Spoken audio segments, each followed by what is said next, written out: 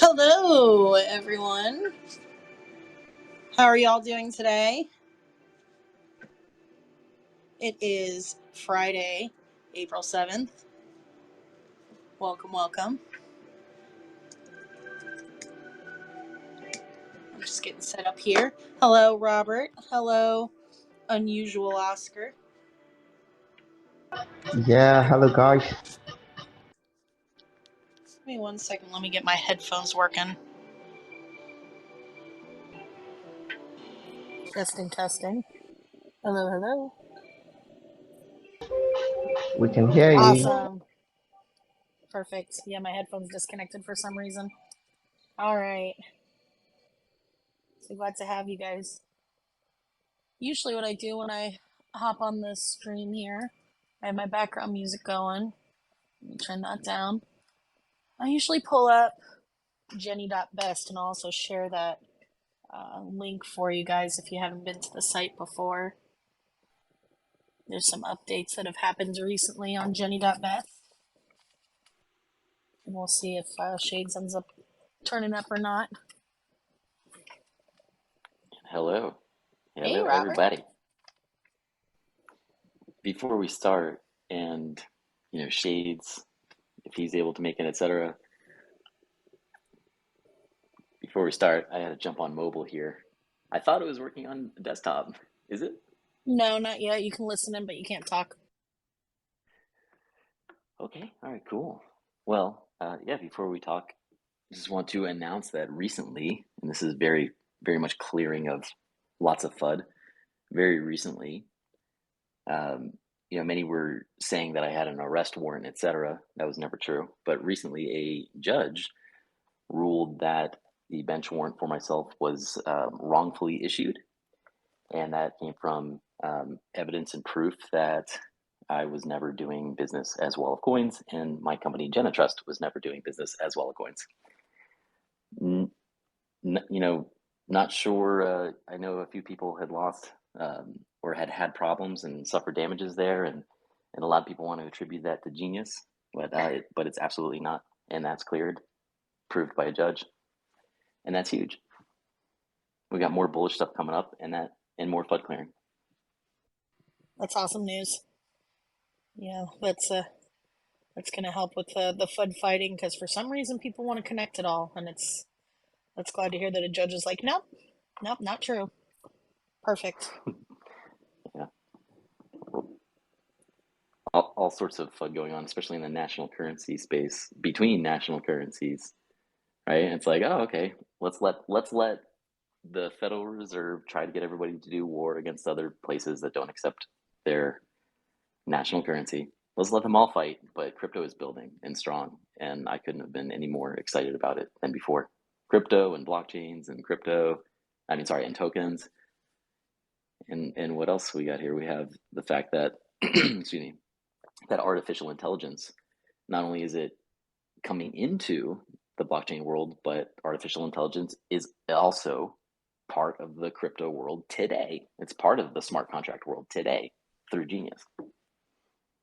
I'm excited to talk about it later. Yeah, the AI, people recognize it and it's becoming popular, and people interact with it and want to understand more of it on what it can do to make our lives easier and give us more freedoms. All right, so what I'm doing right now is I'm just copying the link for Geni.best and posting it in the comments here. There you guys go. If you haven't utilized this site yet, it's also called Life of Phi. This is where it's an analytics site where you guys can look at the top right and you have your mining portfolio analytics where it shows performance snapshots, supply and debt analytics, Genius debt tracker, miner boards, and rankings standings of Genius. And then you have tracking with price chart, liquidity, OA beneficiary wallet, marketing wallet, and wallet connect RPC.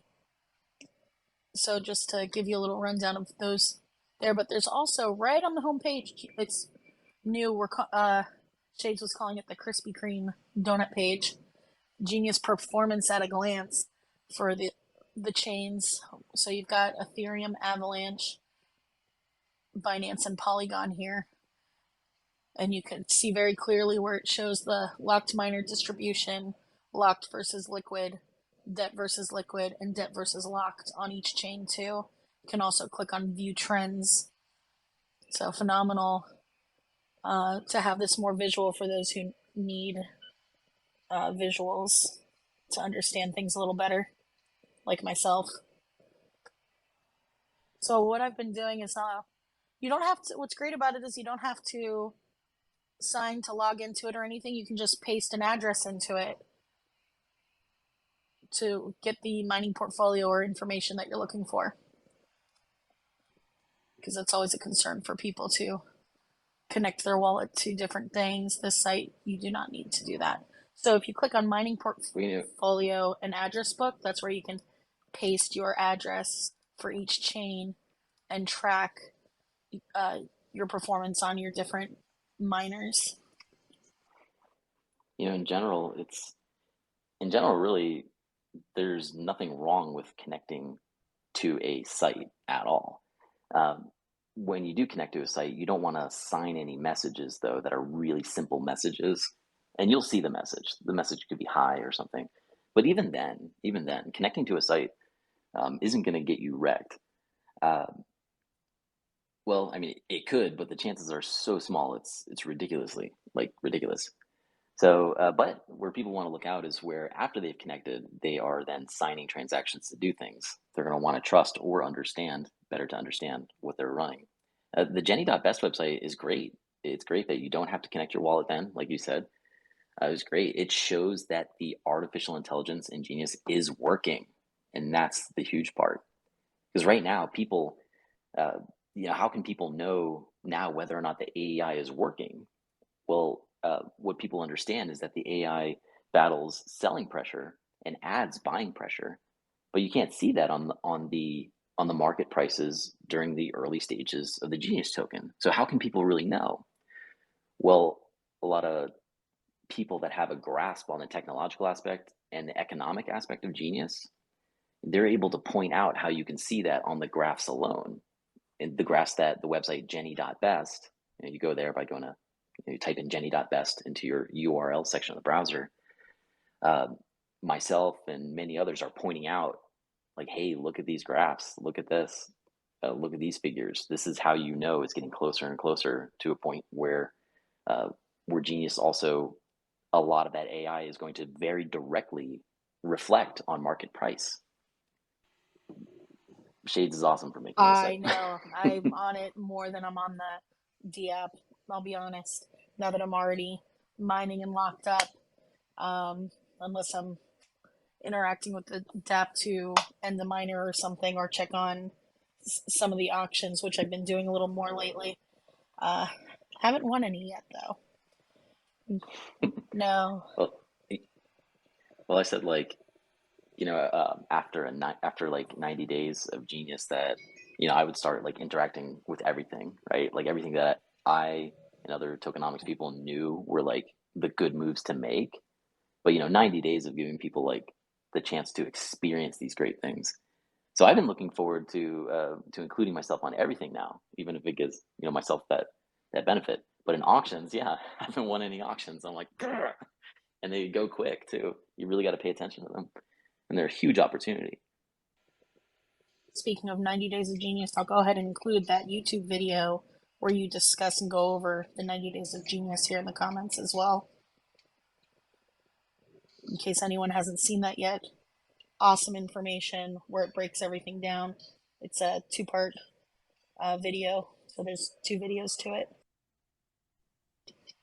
Now, the other update that's on Geni.best this past week or so is APY calculation under your portfolio.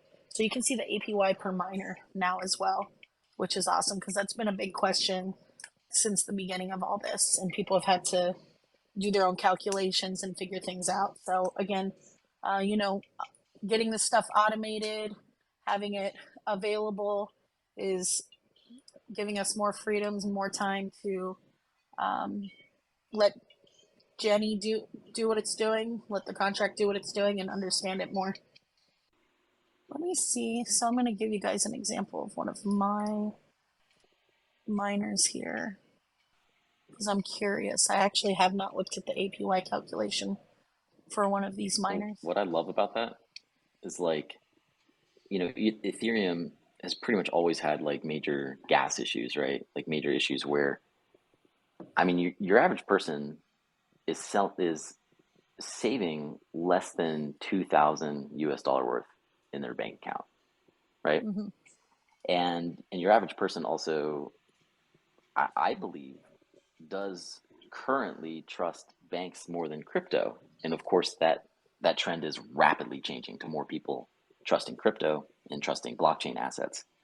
And and so under 2000, et cetera, Ethereum really prices out, people who are looking to just have passive value that just like that they get paid more passive value over time just by like, locking it up, sort of like a savings account.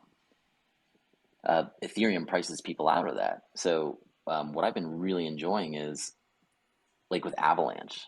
Like I love what's going on with Avalanche, and and I really appreciate what's going on with Binance too. It's so there's so much activity, and it's but what I really like is, if you sit there and you think, okay, let me allocate, $500 towards Genius miners, like $500 worth of my value to Genius miners, right? You have a choice of four options: do it on Ethereum, do it on Avalanche, do it on Binance, or do it on Polygon. And they all work the same. They all work the same. Genius being launched on all four of these networks shows that the AI works the same, and it shows, price wise, the price movement's very similar, extremely similar to all four of them, regardless of the fact that they're on completely different markets, so to say. So therefore, if you're saving like, $500 worth of Genius, you're going to get APY, or you're going to get, quote, yield for that, or whatever metaphor makes sense. You're going to earn from that. And the biggest difference is you pay less fees. And you still earn, and that's awesome. I don't see why anybody would be using it on Ethereum other than speculation of price movement, because Ethereum would have more movement, right? Yep. But that's Yeah, speculation. popularity. Yeah. We have Meme Tick Money. Did you have a question? Hey, It Tech wasn't Money. really, yeah, it was just more of a point. You said a lot of people can't afford Ethereum, and you're saying that because of unit bias. They think it's too expensive. No, no, I'm not saying it's because of unit bias. Um, I'm referring to when people use Ethereum, especially at times right now. I mean, your average person will often, go get something to eat or go to the grocery store, and they're looking to save as much as like $1 or $2 by using a different option. And so when most of the things you do on Ethereum cost you $1, cost you $5, cost you 10 or even $20, and then you see on these other blockchains that they cost you pennies or they cost you 25 cents, people are going to price shop. Now that might not be a huge thing now, since the majority of people are learning with how to use blockchain technology. They're learning how to use it on their smartphones, and they're realizing it's not some crazy, mining rig in a big building. People are going to price shop. So that's what I mean by that. And thanks for asking. Thanks for having that be cleared up. Thank you. And I just wanted to give the example that I pulled up. I have a wallet that I made for a family member of mine with $150 worth of Geni in it that I put for 90 days. And that 90-day miner just ended, and it gave 5.60 APY percent just for 90 days. That's phenomenal. If I would have done that, I'm going to lock it back up for him for a year. But that was one of my little test subjects. Well, do What they have token? faith now? Because then they just do it. But I'm assuming they did. Meme, yeah, please, meme, continue. Oh yeah, no, that was it with that. But yeah, I mean, how can we visualize on Jenny.best about how the AI is working. Hey, stepped away for a second. Well, one thing I'd like to say is, Neem, if you can just, write down your question, would love to not forget about that, and definitely close out and make sure what I was saying was earlier did answer your question, in fact, and made sense. Now, there's many, many, many different ways in regards to how to see if the AI is working, quote, quote. There's many different ways to see that in graphs. And, Shades posted one recently in the Telegram that, was great. And it was also great to see that, there was price movement that was possibly independent of the AI, or a lot of that is. The one metric I look at, well, first you got to know, what is the AI's purpose? What is Genius's AI? What is its goal, right? Because all artificial intelligence has a goal. Maybe you're playing against an artificial intelligence, like you're playing Mortal Kombat or something like that. The artificial intelligence goal is to beat you, or at least to give you a challenge. With Genius, the artificial intelligence goal, right? The artificial intelligence goal, well, it has like 3 stages, but its goal is to strategize and incentivize users to build up a pool of collateral. Well, this is one of the strategies, but overall, the goal is to build value over time. So you have like this abstract thing or token that has some sort of value to people. And by value, when we value something, really all that means is that it's important to us, that it's significant, and that it's useful. More importantly, that it's useful. And so the Genius's AI, it's doing something pretty abstract there. It's to make something more useful over time, to make it more important, right? And that has a lot to do with attention. So the topic of its goal, it's philosophical. It's a little abstract, but it's more philosophical. And seeing it working is great, but we got to remember the goal is to make the token itself more valuable over time. And so one of the ways you can see that, a few ways you can see that, but one of the biggest metrics I look at is the amount of unsettled Genius debt. And Genius debt is something people get by depositing collateral. Is the metric of that unsettled Genius debt becoming larger and higher than the liquid supply of Genius? So there's many strategies that So they Genius has. deposit it and borrow against it? Almost. So but I'll get to that. There are multiple strategies then to have the amount of debt, unsettled debt, increase over time. And there are multiple strategies and incentives for users so that the amount liquid lowers over time. I'm sorry, Neem, what was your question? I was asking, you said they deposit collateral, but then you also said there's unsecured debt.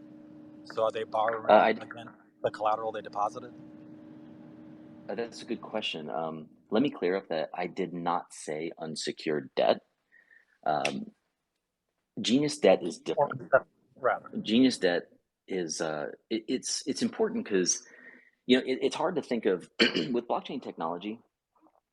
Language has been a huge issue because this stuff is just so revolutionary. So Genius debt is not it's not like Federal Reserve debt or bank debt or whatever. What Genius debt is it's a token that it's essentially a token that you cannot hold. It always gets returned to the contracts or burned in some way or removed from accounting in some way or exiled. Much like the IQ shares of Genius, the IQ shares being the things that are locked up in a miner that tell you how much of the performance earnings you get every day for creating a miner. Just like the IQ shares, you can't exactly hold them. So Genius debt, the term debt just comes from the fact that it's the debt itself, the token itself, that is the debt that needs to be returned to the contract. And it never goes into supply. So you can think of the Genius debt itself as just something you're holding on to that once you're done holding on to it, you'll no longer have it anymore. So why do you want Genius debt in the first place? Well, the contract will give you Genius debt, and by having Genius debt, you have IQ shares, and by having that, you're getting paid Genius every day that your miners are operating. So debt is, instead of describing other ways, the contract incentivizes people to get debt by giving an offer of just any amount, like a price amount, like, hey, you can buy Genius debt for this much.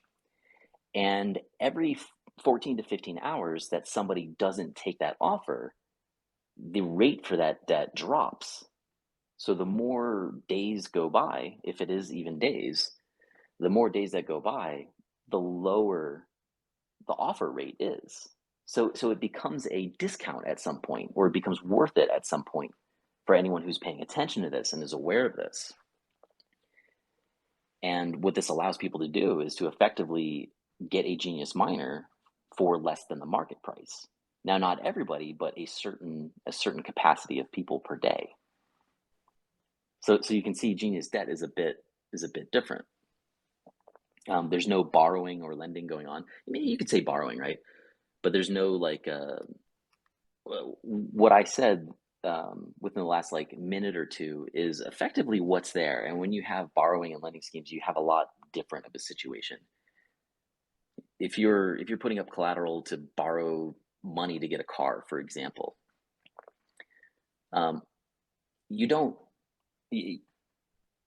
you're paying back dollars and amount of those dollars, and there's a fee that enriches a bank, right? Enriches the business. Makes sense. With Genius debt, or if using the Genius debt model, and you have that car, you're borrowing that car, you're not paying money or paying dollars or paying crypto to eventually own that car. It's like you're leasing that car. You have that car for a certain period of time, and then you give it back. The car itself is the item that's giving you the utility. It's letting you, giving you the financial opportunity.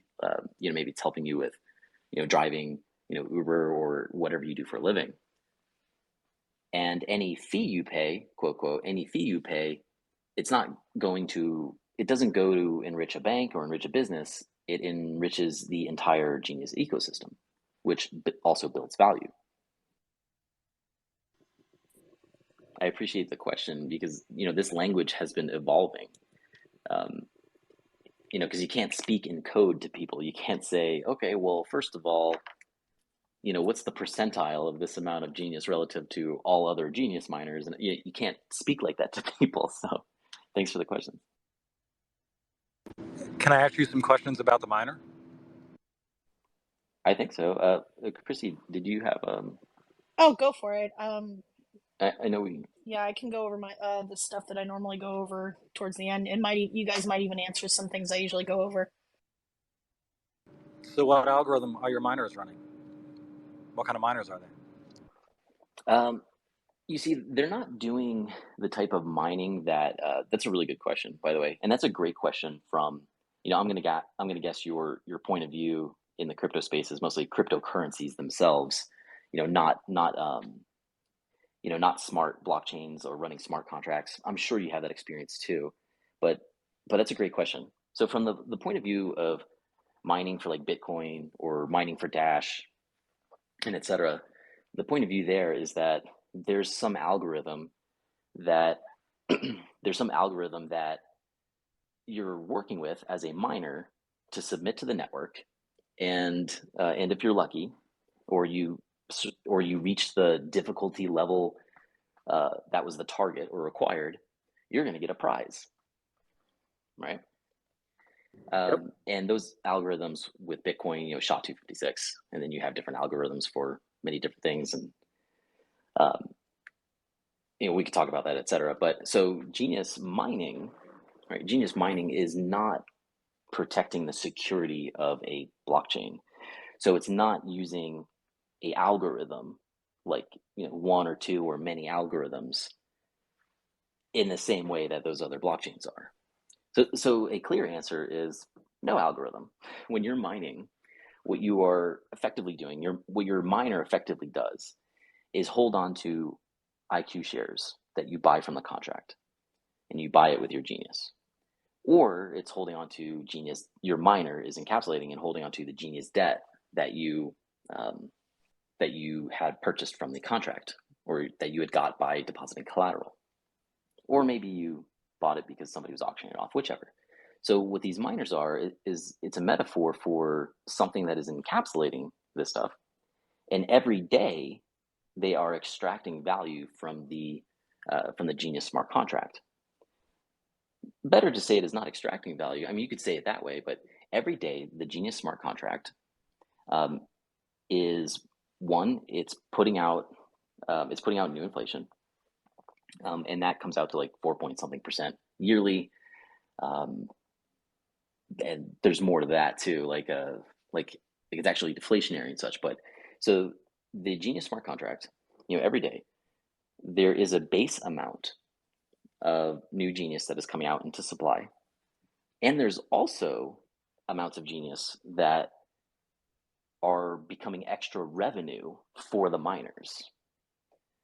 So as being a miner, you are getting a piece of that pie of extra revenue and base revenue from Genius. The extra revenue, I mean, the base revenue is cool because it's always there, but the extra revenue comes from things like people purchasing Genius NFT packs, and people's interest in NFTs, royalties from other NFT marketplaces. These royalties ultimately pay the Genius contract, and as well, there are different penalties, you could say, for miners who choose to end early or who end late. Maybe they forgot about their miner, or maybe there was a good reason for them to end late. Maybe even it had tax reasons or tax consequences in their territory. So the penalty was worth it for them, let's say, and that penalty is distributed to the miners.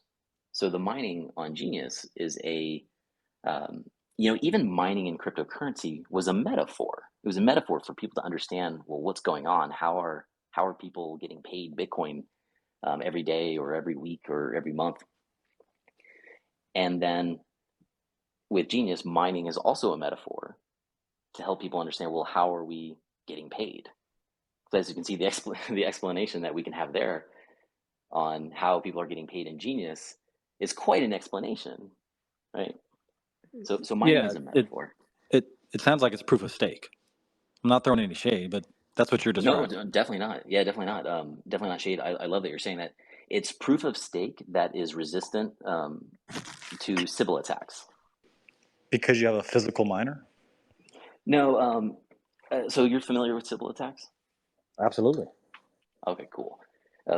So when you said, hey, not trying to show any shade, my first guess was, because proof of stake tokens and proof of stake in general has quite a big flaw in the blockchain world and the crypto world. And its huge flaw is the fact that people can make many, many different accounts and vote different ways, right? And so you had proof of work help fight that. The original Bitcoin developers recognized that would be a huge problem. And so for people who might not understand what a Sybil attack is, I'd like to dumb it down for a second. Not so dumb it down, but simplify it and say it's basically like if everyone could create their own ticket to vote on person A or person B, everybody would just be sitting out there trying to make as many tickets and make the most tickets to get the vote for the person they wanted. And Zen, for example, showed a really positive thing to Sybil attacks, which was more so people are going to get attention, like, whoa, who's paying all this gas? What contract is paying all this gas? And that was really smart. But Sybil attacks are a big problem. And in Genius, with Genius, a Sybil attack, even if it were possible, with Genius, it's not a problem, but there's something called the senior curve. And the senior curve is implemented in Genius. And what it does is it gives a weight to all of the different miners. And what happens is what happens is the stakes, everyone's stakes, should that ever be used in a voting capacity, it removes the problem where just anybody can create, a stake, or anybody can create just something, right, to mess with the algorithm, to mess with the tokenomics. And people could have done that if there was not something called senior curve. Now I know, I'd like to give an example, and I know it's an example that doesn't fit other cryptocurrencies. But with how Genius works, the rewards are scaled up and down depending on, like, if you have a miner and you commit to mine for 100 days, or let's say you commit to mine for 2 years. If you end your mining early, your rewards are going to be scaled down. And if 20 people are ending their miners early, then their rewards are going to be scaled down as well. So really, that's a stake. Well, I'm calling it mining for a specific reason, but that's fine. That's fine to call it stake too. So what happens is you have this algorithm that figures out how much the rewards are going to scale for everyone else, but that's technically being voted upon by people who end their mining or end their stake, right? So you could, if this solution didn't exist, this Sybil attack solution didn't exist, you could attack everyone's mining earnings and force everyone to stick to their commitment and basically destroy the tokenomics of being able to end early and end late, or end early. You'd be able to destroy these tokenomics just by simply making a bunch of different accounts, making a bunch of dust small level miners, and ending them all early. However, so think of that like a bunch of no votes from a bunch of dust accounts, right? Accounts that were created very easily. So that doesn't happen with Genius, because there's something we put in there called the senior curve. You can see it in the white paper. And what this does is the vote of each miner ending has a certain weight, and it's from anywhere from 0 and 2. If you're a whale, so it's anywhere from 0 to 2. And this number from 0 to 2 is essentially a vote, right? It's a vote on how much the rewards are going to scale when miners end early. Before I take any questions on that, because I know it's a lot, the last part I want to say about that is, so therefore, if somebody's just making a bunch of dust accounts, right, which would cost them not much. I mean, it would cost a lot in gas, but it wouldn't be a huge allocation of Genius over, like, let's say 20,000 miners. But with them ending all of their miners early, 30,000 miners early, it might have the same effect as one miner ending early. So it might equal the same as the vote as one average sized miner. And thus, therefore, if somebody wants to attack that, right, and you can in every way, shape, and form call this a Sybil attack, it's going to cost a lot of Genius to do that, which will inevitably benefit all stakers or miners of the Genius system. And when you plot this out mathematically, if you wanted to attack the tokenomics of Genius in that way, you would find out quickly it's a bad idea, and that it ends up making Genius much more rare. So it's a lot of information. Check out the white paper for that. Go to geni.to/smart contract. It's the white paper. Look at the penalty counter section, and it'll tell you about that. And it's very interesting, and it can make incredible decentralized autonomous organizations in the future. Koki. Oh, I think he left. Somebody had their hand up. Yeah, I seen that. He left. Maybe he'll be back in. Yeah, the other thing that's I'd like to touch base on is about the collateral pool and what its purpose is. I'm going to pull up Geni.best and see what I can see, because I'm still grasping the concept and I understand it. I understand when everything's backed by, all the Genius is backed by collateral. That's where we're going to see a big shift. Yeah, and you know what? I've been talking about a Genius mining comprehensive calculator, for people who, are more like financial math based. Um, that's an insanely difficult spreadsheet to make. But I should have that done, and I promise I don't like to make promises because I can change my mind. Um, I am looking forward to getting a link to everyone where they can see how to use this super comprehensive calculator that can give them an idea of what Genius mining can do for them. Oh yeah, definitely. Yeah, the mining comprehensive calculator is gonna bring more visuals before people decide to start up or even ape in. Another thing too is there's still pulse chain testnet on the D app, and people can play around with that as well. Let's see here. I need to get back to my web pages here, my many tabs. So on Geni.best, I want to look at supply and debt analytics and Genius Debt Tracker, because that's going to tell me more data about the new verbiage that that the community has been using is collateral vault, and in the D app it's called we haven't really used stability pool in a while. While you look into that and get organized, I'd like to say something that I think a lot of people want to know and is on a lot of people's minds. And I'll post a graphic on this, but in the Telegram room, I posted a graphic on Genius's chart, like the pricing chart for Ethereum, right? And I put boxes over different like pricing activity, like chart activity areas to just annotate. I annotated like what I think 7, 8 different sections, right?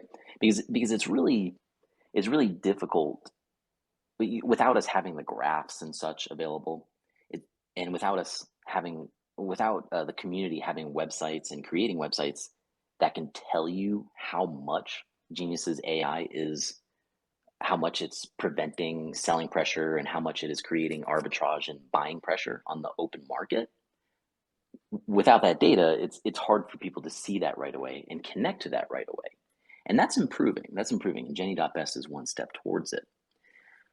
So lately we had like, I don't know too much. I'm not on the. I know a lot about it, but but I wish I was there to witness all of it. For the Genius DApp.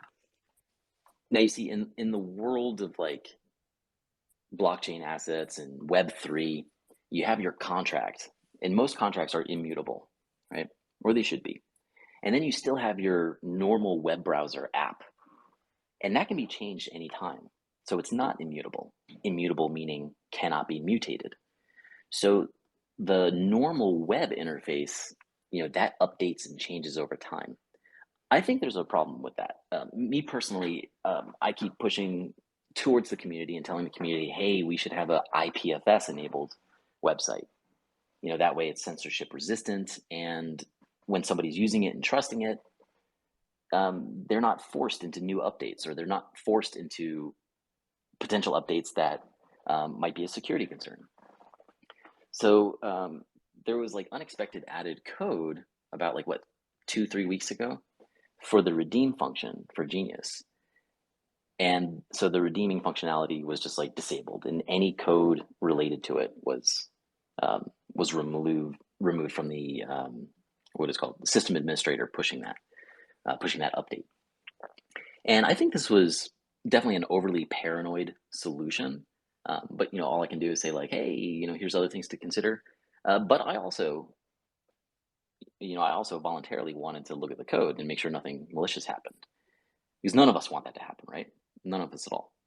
And this is why I push for IPFS websites, which are basically websites that, once it's good and no security problems can be added. So anyway, so everything was good and fine, but what we got to see was an isolated incident, possibly isolated, where we got to see, what happens when when everyone cannot interact with this redeeming functionality. And this was very useful. And this also, for people who understand Genius, uh, gave them a lot more faith that the redeem mechanics and how the AI works with that and many other things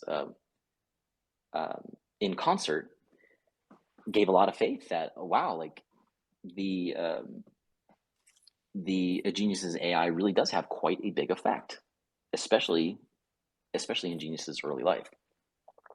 I'll share that market annotation thing in the chat here. I It'd be great. just put the issue in the comments for you. Speed. Yeah, while you were talking, I went ahead and did that. And I'm still playing around with the analytics for supply and debt performance tracker for each chain, where you can see the supply emission, debt pool performance, supply versus debt, and miner average length. And you can see all that on Geni.best as well. Speaking of like voting before and with the redeem functionality, so for the dApps redeem functionality, because of course the redeem functionality is always going to work exactly the same on the smart contract, but we're not all developers to make that. It'll get there. Before you know it, there will be multiple dApps for Genius, and that'll be great. That's very healthy. That's a sign of something of an ecosystem maturing more, and that's what we all want. Recently, a community member, Errol, did a community vote saying something that he wanted.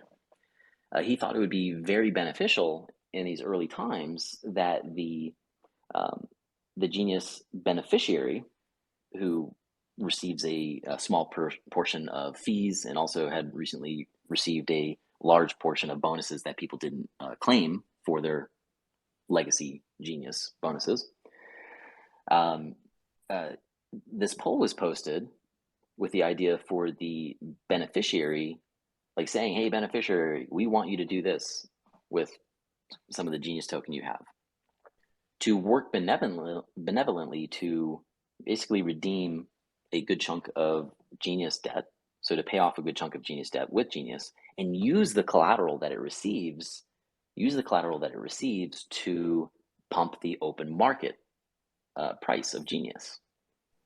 And I thought that was really cool, and even more cool that it would be like a 90-day experiment, because inevitably, I mean, these are actions that any whale can do, and this is actions that any person can do. But inevitably, I found this to be like a really cool idea, and I think 88% of the community voted to do that. Happy about that. Does anyone want to share how they feel about that?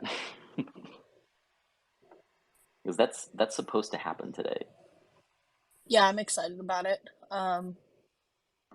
Or any FUD that anybody has and want to raise their hand and say, because me personally, I'd love to hear how everyone feels about something, and I'd be shocked if the beneficiary doesn't at least listen to this if we all post and say, hey, we're talking about you. No, I think everyone's on the same page with it. 88% is pretty big. How many votes? That was out of 78 votes. Would anyone here like to ask a question in the meantime? Because we all value your input too, and all of our input I think is super valuable, and all of our questions are super valuable. Yeah, this is going to be the last Twitter space that I'm going to be hosting for a little while, so I can move on to YouTube along with some other content creators and share it on Twitter. That way we can bring more visual and screen shares to our talks. Chrissy, what inspired you to do this? Radical. It was Giordano, myself, and what's her name, Vanessa. We were all chatting yesterday when we were testing out to see if you could speak on desktops for spaces yet. And while we were testing things out, it turned into a talk for about a half hour on what we want to do to bring more visuals and attention and facts on how well things are performing, because some of the biggest questions in the chat every single day we have new people coming into Telegram. Every single day people are onboarding, and before they onboard, their questions are, why is the price so low on the market?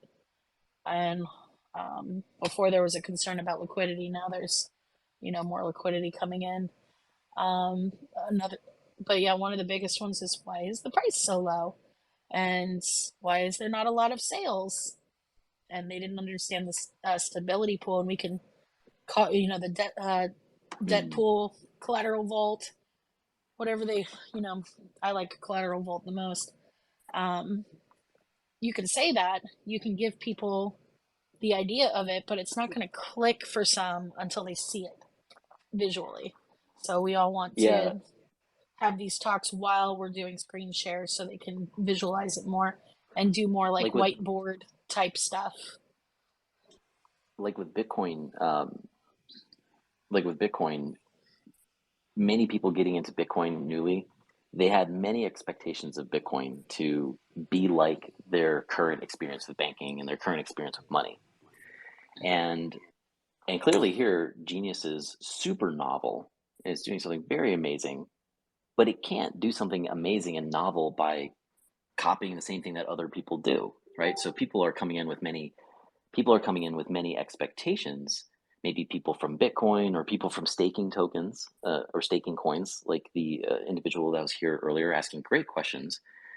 So people come in with expectations that are irrelevant to the utility of Genius and irrelevant to its novelty and how it's working and doing something very different, something very useful that ultimately I think all people want and even all nations want. So here, people wasn't long ago where many people, like in the last 3 years, they're learning, okay, well, market cap doesn't always tell the story. In last year, with Zen getting a lot of attention, people learned that something that's always dropping in price doesn't always tell the story, right? Like 5 years ago, 10 years ago, many people had this expectation that if there's a large and rising market cap, then that means the token's going to do what they want for them. And most people, like 5 and plus years ago, they just wanted to make money, right? They're just like, screw it, just make me money. And they thought market cap was a way to find it. And then other people thought like, oh, okay, well, the number must go up. The price charts must go up. And that's how I make money, right? And Zen proved that to be wrong last year, where Zen's price dropped 99% and it just kept dropping and dropping. Recently did a very sweet pump, but the price kept dropping and dropping, but that didn't matter. People who were using it for the utility it had, they were earning.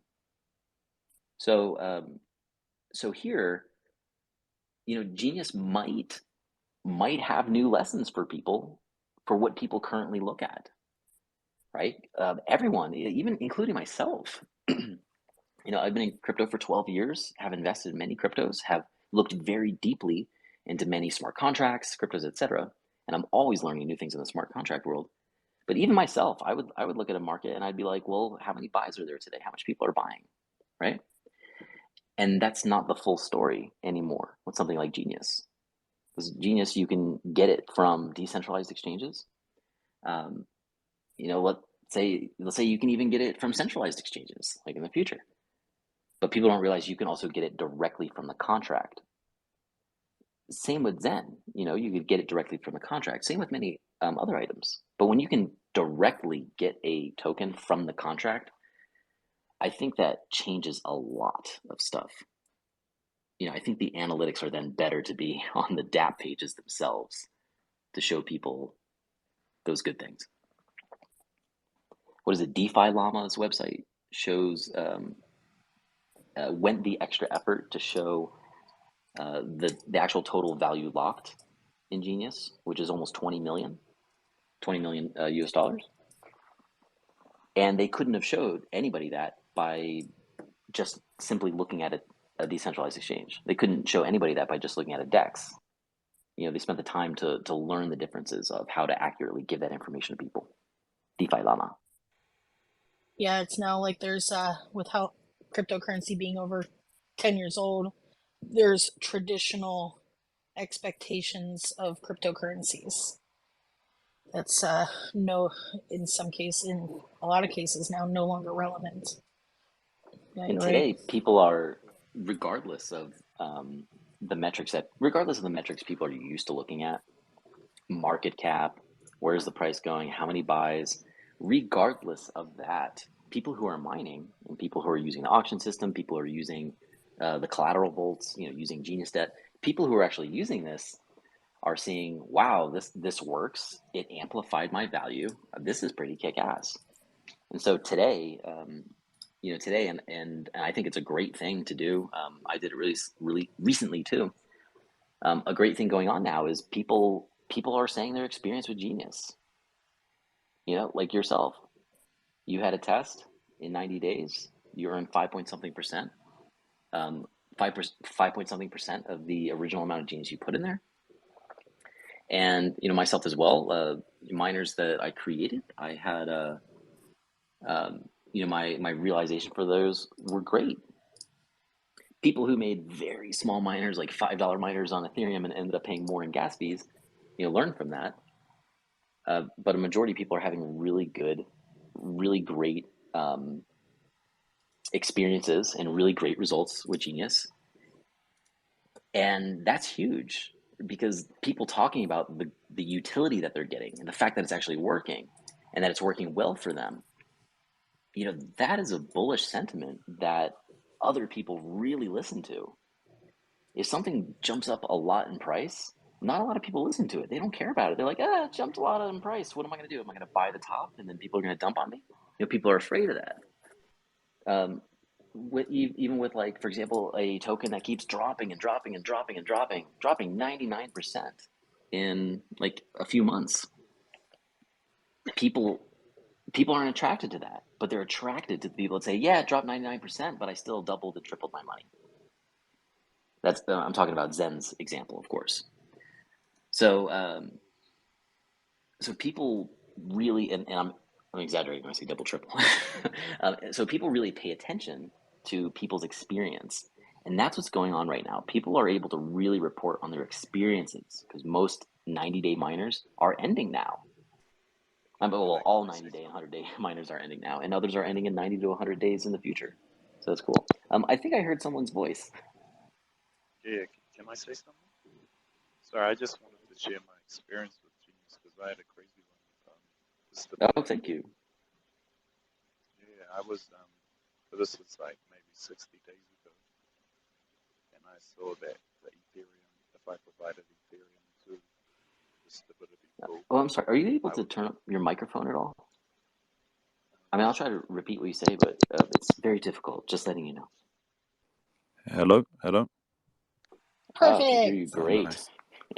So I just wanted to say my experience. I saw about 60 days ago there was I could get like 50% more Ethereum, or Ethereum Geni, by providing Ethereum to the stability pool, and so I provided. I think it was like the market price was 1,00015, and I could get it for 0.00092.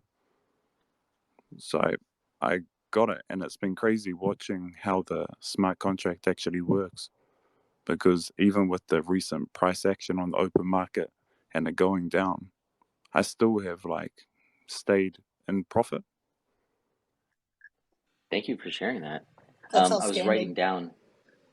down some things that you had here. So it's like the market price dropped 40%, but you were one of the lucky ones to get a better deal through that day. You took advantage of it. Well, take advantage maybe the wrong word, but you used that utility, and ultimately you depositing that ether. I just want to point out, I think you're aware of this. I see you chatting in the room. That encourages other people. People have to burn their Genius in order to get that collateral. So congrats. I'm very happy that that worked out awesome for you. Yeah. Thank you for sharing your story. Yeah. It's really interesting seeing how it works after I've like, and that's taken the mine is about 65 days in or something at the moment. And it's sort of taken me that 65 days to even realize it. And I think it's going to start actualizing more when people start having experiences and even being able to, like me, talk about it now. I would have never have understood it until it actually happened to me, so it's cool. That's true. Yeah, that's the only Yeah, reason why I. Oh, sorry. Go ahead. that's all right. I'm just saying, like, I keep saying for a long time, because that's been my experience for the last like 12 plus years, is that I could never really, I could spend weekends and weeks studying the white paper and talking with other people like about it and asking what their experience is. But I learned far more by taking like 30 minutes to actually use it. Yeah, for sure. Yeah, I did one collateral miner that the price on market was point 0.00013, and then I ended up getting it for 0.000102. It was like right around there. So I got some extra Geni, but I locked it up for 3 years. And knowing that I got those extra tokens, and I'm looking at the APY now that's on Geni.best, and it's at 12.86. I'm sorry, yeah, 12.86% for that one. Nice. Oh, for the yearly like performance. For the collateral APY, yeah. Sweet. I Oh, know. that's true. We have like, so now's really, I think between now and Genius Day 180. So like between now and like 80 to 90 days, you're really going to start to hear people's experiences. So um, with those experiences, so far, like a majority of them are positive. But with these, well, I'm guessing really because that's all I hear is positive stuff. I'm sure there's some negative out there or people that learn lessons or etc. Um, but with so much positivity on that and people talking about that, if that continues over the next 90 days, it'd be a very different area in 90 days from now, especially price wise. If I had dry powder, I'd be throwing it at this. I'd be like, good reviews, great reviews. Couldn't have gotten great reviews before. Makes sense. All right, well, this can be a really good thing. Let me grab some. Yeah, it's exciting stuff, man. Let's see. Some other stuff that I'm excited about is I know that Robert's jumping on the Gen FTs. He's jumping on board with development to help them finish up. So the possibilities I know for the Gen FTs are there for sure. Um, Looking at the white paper, it was when it was first announced that there was going to be NFTs. So I'm excited to see what's going to come of those once we're able to get version 2 out, because I know version 1 was just more like just a collectible item. Version 1 did it did boost the redeem rate that people were getting in the collateral pool. But version 1, now this was a separate separate development team that that was in communications with different people in the project and saying, hey, we want to make NFTs, just plug into that. And that was maybe like 6 months before Genius launched. And so there was not a whole lot of like testing on this, right? There's not a whole lot of testing, but it's independent from the Genius contract. It's independent, right? And what the version 1 Genius NFTs, the first edition, looked to do was to activate different pump-mentals for Genius. So people who are interested in these collectibles, who are interested in these NFTs and are speculating and interested in potential future functionality for these NFTs, by them getting involved in those NFTs, by them loving them, using them, buying NFT packs for them, um, that that increased the redeem rate on for the Genius for Genius debt. So people who would burn their Genius, they received more collateral than before. However, the version 1 NFT contract, it did fail to activate other fundamentals of Genius that would have been even more valuable. So yeah, I jumped. I also I know how to code in Solidity. I understand it. I've worked with many Solidity developers in the past. So I jumped on recently because it's like, wow, this is taking a long time. I think they need coding help too. And I learned a lot last week. And yeah, I'm a dev now. Cool. I have no problem with getting down and dirty in the actual work. Awesome. Yeah, that's gonna be great. I'm a fan of NFTs. I don't collect a lot. I went on the Wax Network and got my feet wet with it and collected the Teenage Mutant Ninja Turtles collectible Pop Funko NFTs, and then on Wax. You just said yeah, that. Dude, Wax is yeah, awesome. yeah, and Genius the should totally be on Wax. Wax does not have a store of value. But please continue. I'm just oh, excited I that you're talking about agree. Wax. I like Wax, yeah, and also the Street Fighter characters. I've been collecting their cards, and what's great is they have a staking mechanism as well on what's it called, Our Planet, that you can utilize your NFTs.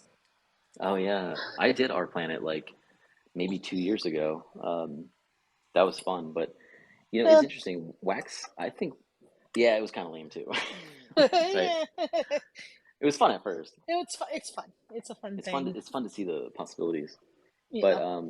I mean, Wax is a pretty incredible blockchain with a very developed ecosystem. It suffers from having one of the worst onboarding experiences in the world, which they've done a lot to improve that. But there's a financial space, a DeFi space with Wax, and I think if Wax had something like Genius, that would be quite amazing, and it's possible. Does anyone else have any experience with Wax? Well, I think let me throw in. So this comes from the Genius NFTs. So Genius NFTs, this came as a way to create more future utility for Genius. So the thing with immutable smart contracts that can never be changed, don't have any admin keys, it's no developer coins. The things with these is you're stuck with the code that you got. You can't improve it. And considering the fact that you can't improve it, making add-ons can be quite cumbersome. Like we've seen what has happened in the Hex world, where you had other add-ons like Hedron, Icosa, and then you had other add-ons like Dodeca that scammed and rug pulled a bunch of people. And then you had other add-ons in the Maxi world, one of them which unfortunately failed, and everybody lost the payout that they, well, in shorter terms, everyone lost the payout they thought they would get because of a bug. These things suck. They're sad days. But Genius NFTs is going to show the world how NFTs can be utilized to add more utility and functionality to a smart contract, an immutable smart contract. So this is a really good thing. A really good thing that really is only possible if the developers of the smart contract have the insight for that and the planning and making their code nimble enough to be able to be used by other contracts. And that's exactly what exactly what the implementation team did for Genius's contract.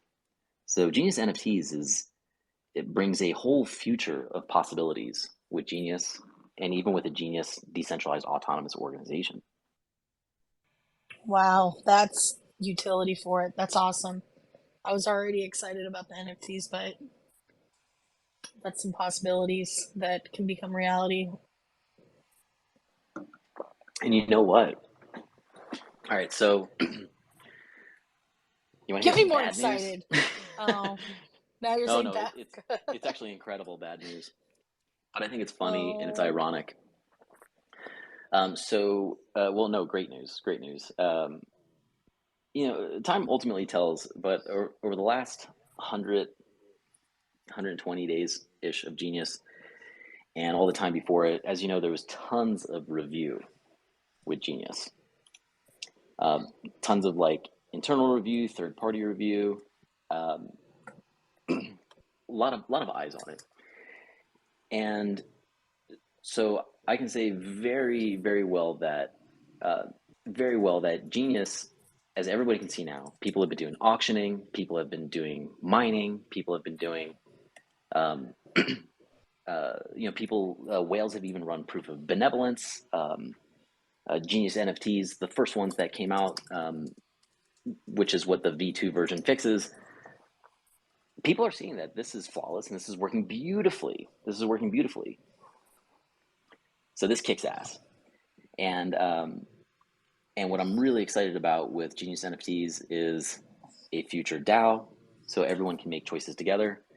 This future DAO won't have voting problems because Genius and the technology built into it that other contracts can tap into and use, they are not vulnerable to the same voting attacks that every blockchain out there has. Or every blockchain out there has solutions that are dumb and only benefit the rich. I really hope Genius NFTs are here at the end of next week or after the weekend.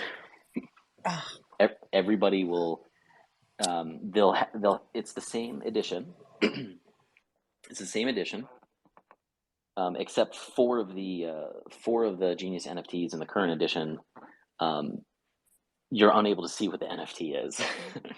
But when you use version 2, you'll be able to see what your NFT was. That only happened to 4 out of like 70, 60 something of the NFTs. And the version 2 NFTs will effectively activate all of the pumpamentals for Genius that it was supposed to.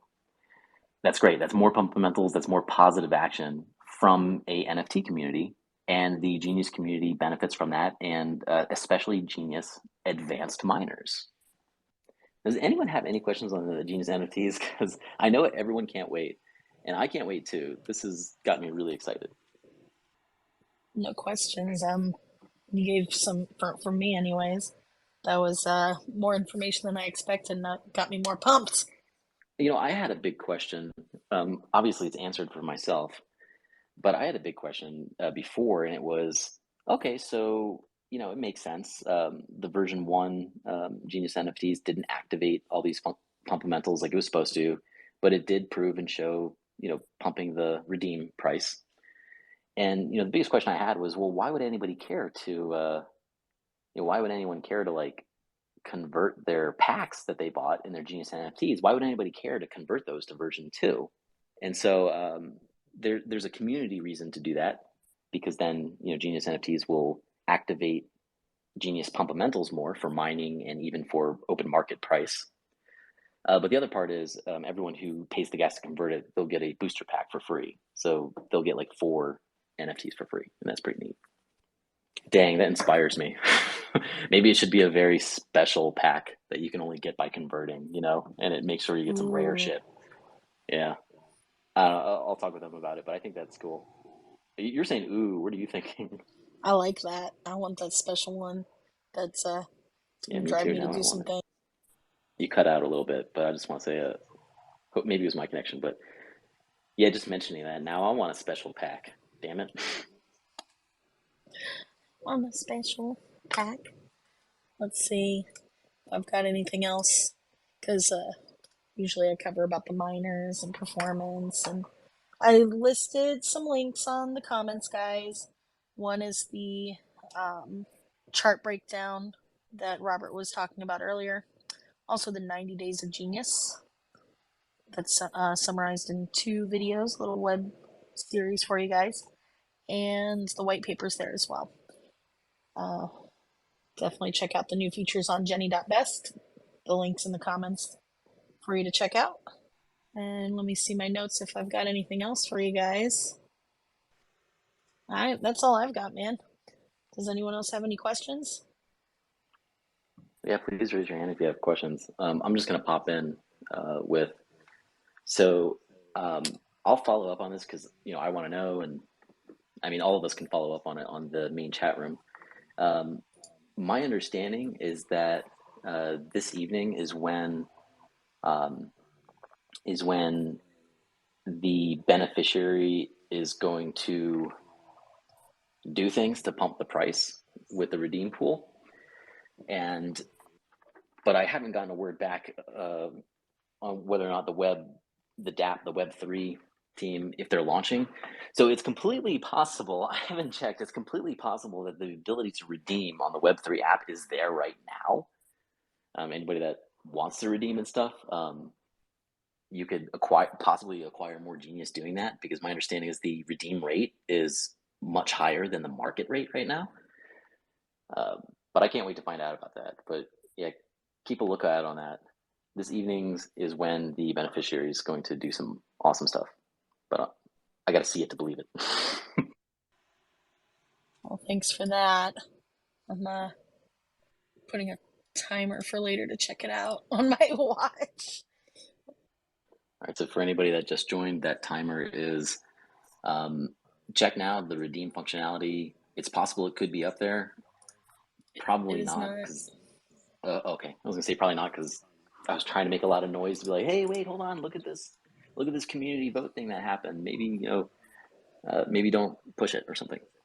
See what the community wants. And then we also have the beneficiary saying, they're going to try to get a private link. I mean, we're all going to, of course, it has to come from the launch team, but get that, get that private link, get whatever it is that is necessary so that the beneficiary can do this to everyone's benefit with the allocated Genius penalties and such. So Genius is paying itself, and this would be way better if this was, instead of it being a beneficiary account or a grantor account that like nobody knows of, the same thing as like a origin address, or no one but maybe like a few people. This would be far better as a decentralized autonomous organization, right?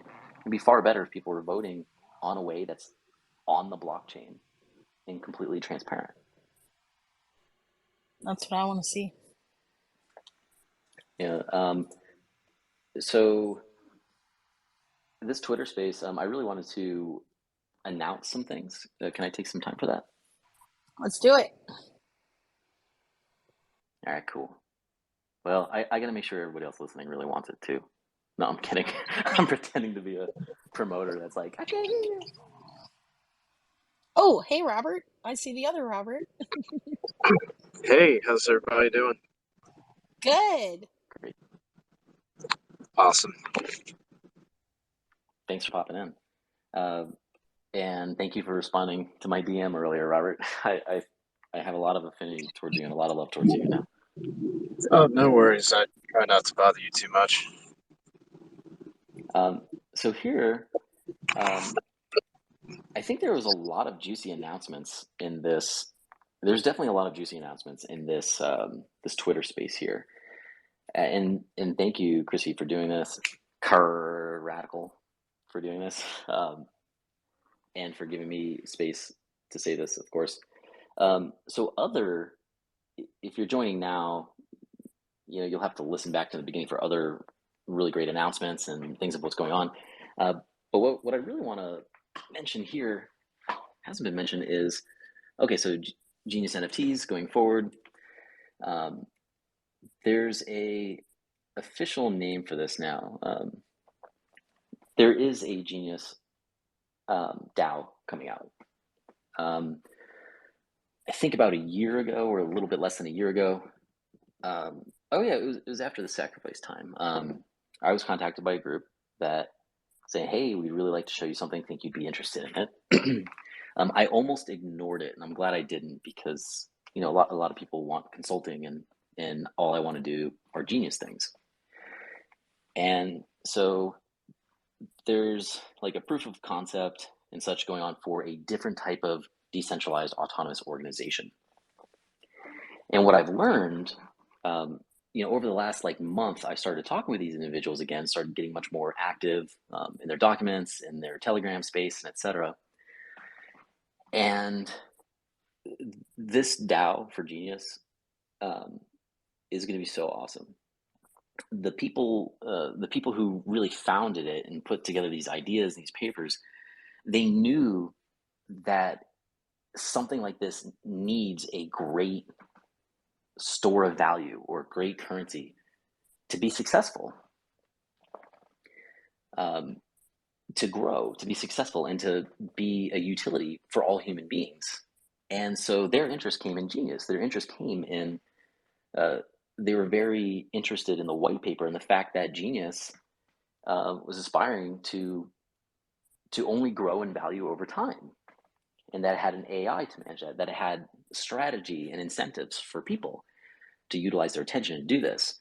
So this autonomous organization, this inspired Genius's grantor and beneficiary being able to be changed, and being able to be changed to a contract such as a DAO. And so I'm happy to answer like any questions I can from anybody of that. But before I do, I'd like to say this is a smart contract that is made for nations. It's made for embassies. It's made for groups of people. It's made for people who are doing things collaboratively together. And I mean, after all cryptos out there, all blockchain assets, all blockchains and smart contracts, they all have a community that's a group that that is very interested. Like in Genius, people who use Genius, they're very interested in Genius. They're learning a lot from it. It's helping them understand value very differently. It's helping them even improve their own lives. But they're also very attracted to the community, because when you talk in the Genius community, you don't get an admin who's ready to ban you and is calling you a futter. You don't get an admin or somebody else who's just a total asshole to you. The admins in Genius, in the Genius Telegram, have been really awesome. They've been very kind, and we've all put kind of like a system together to keep it a very welcoming community. And I like that a lot. We've all seen communities that have tanked because people were just jerks. And so this smart contract, it's like a governing contract. Really, it's like doing the Declaration of Independence all over again. It's a new constitution. It's a new Bill of Rights, and the benefits that it's looking to do is, well, for example, embassies and nations can sign on to this, and this is a contract that will help solve a lot of work problems with this. Now, I'm not saying to enslave humanity and even further, but to bring freedoms in the same way that crypto itself brought freedoms and got rid of financial censorship, allowed people to exchange without a middleman telling them yes or no, or telling them, damn it, let me know who you are so I can determine if you're going to create a future, KYC. KYC is evil. So here's some of the benefits. One, yes, it's a new constitution, kind of like a re-declaration of independence. It's a new Bill of Rights, and they have something in there that's a fundamental truth kind of stuff, like things that are, I guess, good reminders for people. And the DAO will be supported and backed by a sound currency and one of the best store of growing value tokens. Now, that looks to be very much the case. So Genius is going to be the thing backing it, sort of like how the US dollar once was, backing or was used for oil and etc. Or how once, China and Russia respected the US dollar and used it, and now they're not. So you see, Bitcoin was revolutionary because no one could seize or freeze your funds. And with the Genius DAO, there's a really interesting strategy of getting all nations and territories and groups to recognize your sovereign citizenship and passport. A passport that basically I'm pushing for it to have whatever information you want, because I believe identity is really just a means of contact and knowing who you're talking with. So with this DAO, incentivizing nations to use Genius, like Bitcoin didn't incentivize El Salvador to make it legal currency, right? But I really think this Genius DAO is going to be able to incentivize nations, nation states, etc., to have Genius as legal tender and to have Genius sovereign passports recognized. Now, this isn't my area of expertise, but there's a lot of things I picked up from other people. Once again, Bitcoin was also great because anyone could hold funds and transact. And same here with this DAO. Not only can people vote to change, what collaterals are accepted in the collateral vaults for Genius debt, but also with this, anyone can have a quote passport. Anyone can have a citizenship. Anyone can sign on a blockchain that they agree with the DAO's new constitution, new Bill of Rights, re-declaration of independence, etc. That's only like maybe 4 out of 8 bullet points I put out there. I'll give myself a little rest of talking, and anyone can talk or comment, of course, or ask any questions about that. I'm happy to comment. It's just the Genius future is looking brighter and brighter. So when would this DAO be looking to launch or get rolling? I really don't know at this point. I've thought about that, right? The thing I do know is that there's like, all of us putting in the ideas for it and thinking about a good timing. It's like the time is now. Like, this is the best time to do something like that. But something like that can't be created so quickly, right? So yeah, I don't know. It could be. I doubt it would be half a year, but I wouldn't be surprised if it was during the next bull market or the next positive cycle after a lot of important change needs to happen. What I was doing before I buckled down on helping with development for Genius NFTs, what I was doing was I was strategizing on how something like this could be launched sooner, with an immutable contract, right? That can just be voted to be upgraded, right? So I've been a big part of myself, besides the philosophy of it, and what I look to do is find a way where something like this could be launched very soon, in stages, in voting stages. Thanks for asking, Robert. Robert, I think you would be really interested in this stuff too, and I know at some point, well, I don't know, I'm more so pushing for it. I really think at some point all their documents they have on it would be great to be public for like anybody to see, what is, I guess, planned and what's coming together. Because something like this, if this really can benefit nations and groups of people and just like any group or states, I think everybody should know about it and have a say. Oh, absolutely. And I could foresee like a Medium article getting released talking about it to lay out like what it is. Would this be like accessible on the Genius app, or would it be like an addition to the already existing smart contract? You may have already answered that question. Oh, no, that's a great question. Anyways, so Genius NFTs themselves can add a lot of this functionality, but then again, you have Genius NFT ways of doing that, right? And like when you go to the Genius app and you click the NFT section, it almost looks like a storefront that will interact with Genius NFTs.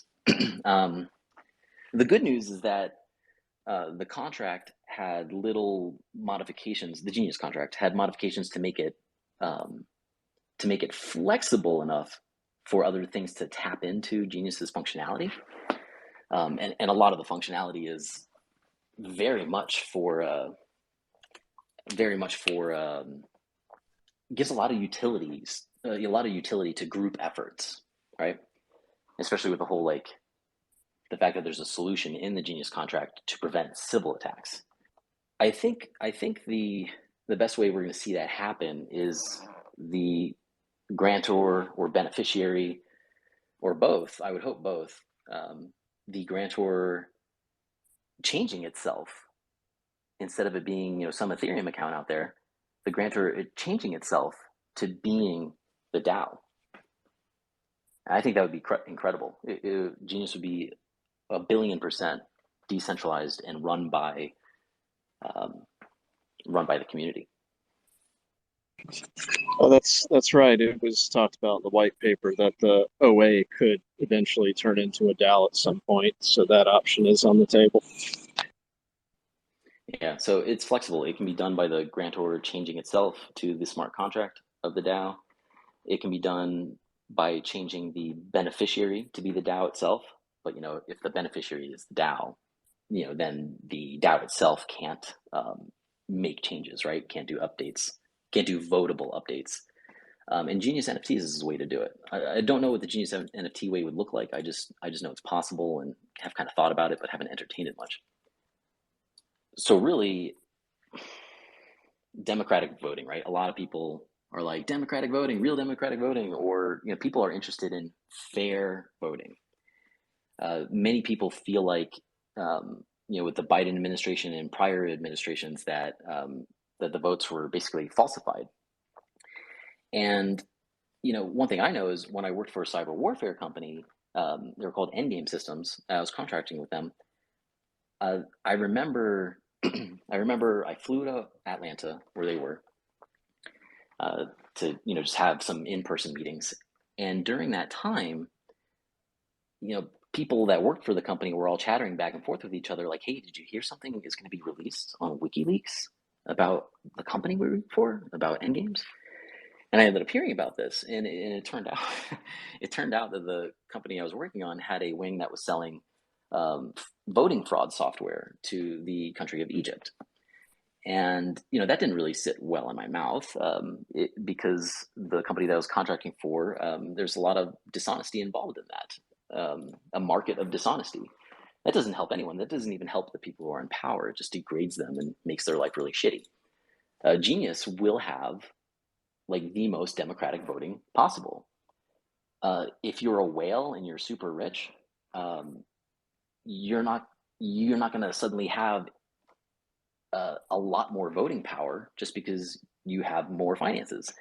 In fact, the weight of your vote in your accounts is capped. It's capped. More information on that a bit later. So it brings democratic voting. It will bring democratic voting. On the national side, nations are financially incentivized to accept, citizenship, passports, bring onboard other people into the Genius community, as in onboarding more minors. Nations, or even groups like Robert, if you wanted, you could register on this blockchain and be like, yeah, I'm France, right? Eventually it probably wouldn't be recognized by the community as that, when some other competitor called France or whatever it's called ends up having 50 million people that have basically signed it and recognized it. But the cool part is that nations will become financially incentivized. Now, with Bitcoin in El Salvador, right, Bitcoin didn't give any incentive really to El Salvador other than its use case, right? And El Salvador has been doing some amazing things with that. Here, that same thing can be the case with Genius for other nations, with the added part that that the nations do have a financial incentive for that. Also, lately we did a lot of things with like grants, right? Like the beneficiary. I talked to the grantor and the beneficiary, typed up some notes, and I guess the beneficiary is now posting stuff. The whole grant idea, right? And what came into Telegram for voting, this has had a lot of, the Genius community itself has really inspired things from this as well. So the DAO will surely have things like grants. Like you post a grant, you post an intent, right? These can be bounties, these can be proposals, and they can be voted upon. Now, this has been done many times with like Dash, Steam, even recently with Cult and Revolt and etc. So, excuse me.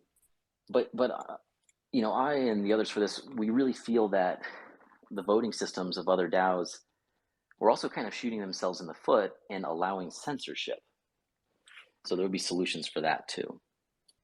So in a nutshell, that's like a summary of a lot of these benefits that the Genius DAO is looking to do, and have voting for the things that the grantor can do now. Remember, the grantor today can change the beneficiary, can change itself, elect a new grantor, and the grantor can also pause the acceptance of collateral for Genius debt cannot pause the native tokens, but can pause other collaterals, and can also add new collaterals to the pool.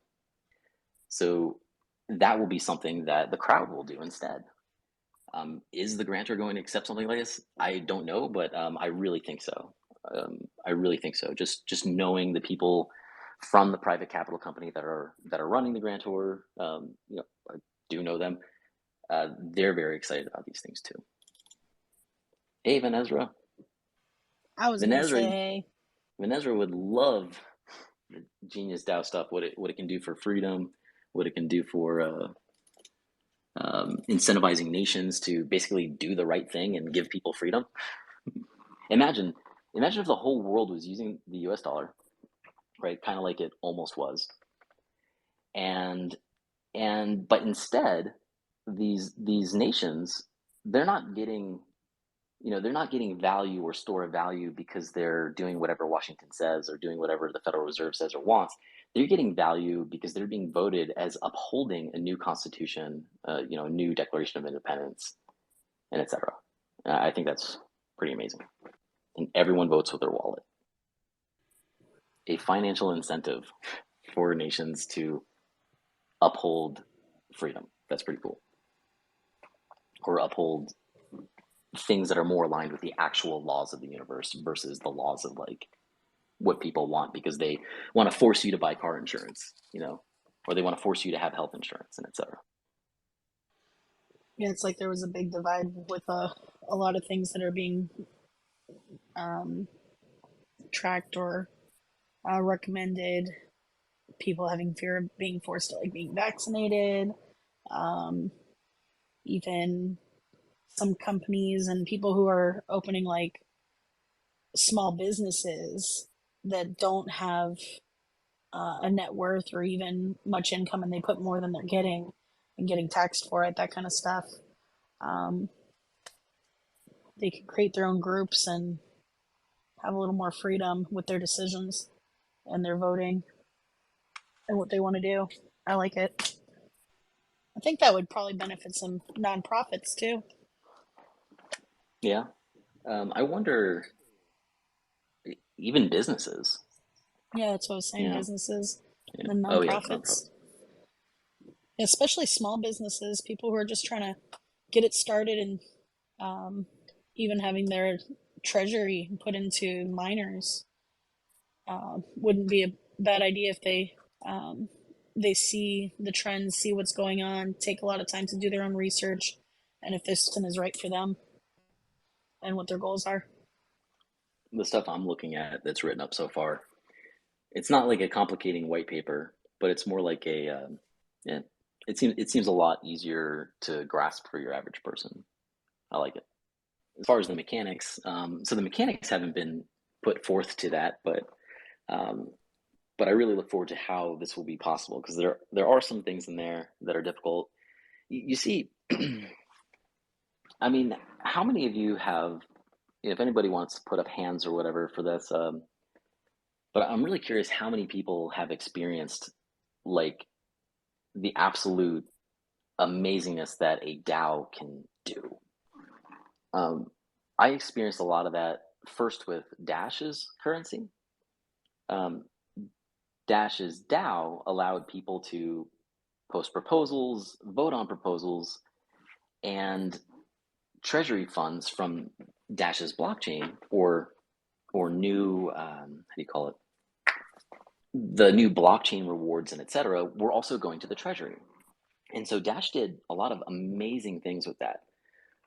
Dash worked with this guy, Ben Swan. I only know a little bit about him, but Ben Swan was like I guess a big person in the media for exposing truth. They worked with Ben Swan, and it was funded by the Treasury. They did a ton to help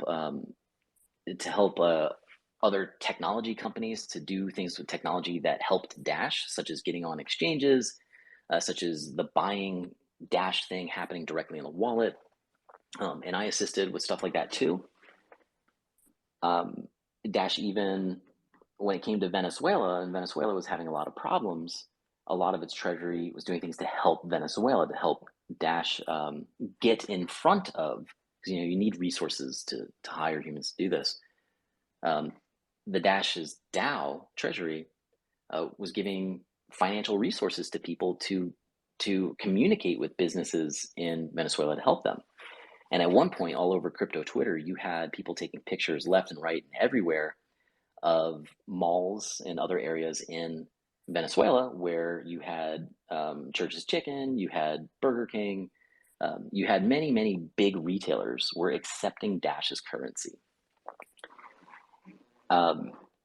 People I knew in Venezuela and people who were posting over Twitter, they would show how the local malls, sometimes they weren't accepting any credit cards because, their systems were down. A lot of people, the Bolivar was basically dead at the time. The national currency of Venezuela was dead at the time. And you had like 10% accepting Bitcoin, but Bitcoin's fees were too high, kind of like Ethereum's fees are too high for your average person today, which is a big reason why Genius is on other blockchains. But what you had was you had like 85% of all merchants in strip malls, and other businesses accepting Dash as currency. And this was huge. It was so big that the Venezuelan government or gang or whatever you want to call them ended up passing a law that your taxes needed to be paid in whatever you were making money in, even if it were making money in goats or metals or US dollars instead, or hint, hint, cryptocurrency. So Dash did a lot of amazing things, but Dash, so that's an example of some of the amazing things that DAO can accomplish. I think the Genius DAO could accomplish like free travel for everyone, and not only that, but local systems that uphold people's natural rights. Because the other alternative of being voted as not upholding them, you lose a big source of your funding. You lose a big source of what could be a world economy. All right, and so there were many problems with these DAOs, and most of these. Oh, hi, Alex. Looks like you unmuted yourself. Most of these problems were that they allowed censorship. This wasn't exactly the case with Dash, but it kind of was. But it allowed censorship because people could vote no, right? People with money, like in the DAO world, they could spend a lot more value and increase the value of Genius by trying to get the most out of what they possibly could from a civil attack, but that would go at the benefit of everyone else. But there may not be any no votes. Like Steam, for example. Steam was a media platform, and whoever was holding the most amount of Steam could vote on content they liked, and that content would get into the eyes of other people. They could also vote that they didn't like the content, and then the content would be hidden from more people. The problem with this is people were and could intentionally hide other people's content just by giving it a no vote, just by the fact that they could have so many monetary resources dedicated to censoring others. So this is a big problem, and personally, this looks like it'll be a big problem with Cult DAO and Cult DAO and its revolt. It looks like it could be a big problem there, and that problem will start to surface as it gets more and more popular. I could be wrong, but what I'm looking at is, well, what do they have to defend? There you are. I was going to say you cut out. Okay, so Cult DAO will likely have that problem, but that problem is being solved now, and I think it's cool. That is awesome. And off subject of if you have voting, you moment. have to realize that censorship can be a problem. So you got to protect that, and that's difficult. This is also to look forward, which is awesome. There's something I have in my notes that I wanted to go over because we're getting close to 2 hours and we'll be wrapping it up here shortly. Unless you guys just want to hang out, that's fine too. There's a big question in the chat when people are first getting into Genius is, why is the price so different, and why so many chains, and some have the idea that it's a bad idea that it's on different chains. Oh yeah, and do you know So why people have that idea that it's bad to be on different chains? Or um, I apologize. Or would you like to continue with what you're saying? I know that there's not a lot of experience with tokens being on multiple chains, especially more than two. Um, I also know that people are already familiar when they're more intermediate or advanced in working with their tokens and cryptocurrencies is to bridge onto other chains. So that's the first thing they ask is, well, where's the bridge? And each chain is a separate market completely. It's the same token, but it's different markets totally. Total like different it's like a different retail store that carries a similar product, but they're different prices. Or services that, let's say you go to the grooming salon with your dog and there's two groomers there. One of them's going to be different price because they're more popular and they don't have as much free time compared to the newer groomer or the groomer that's maybe doesn't Yeah, specialize in something. I look at it like different platforms.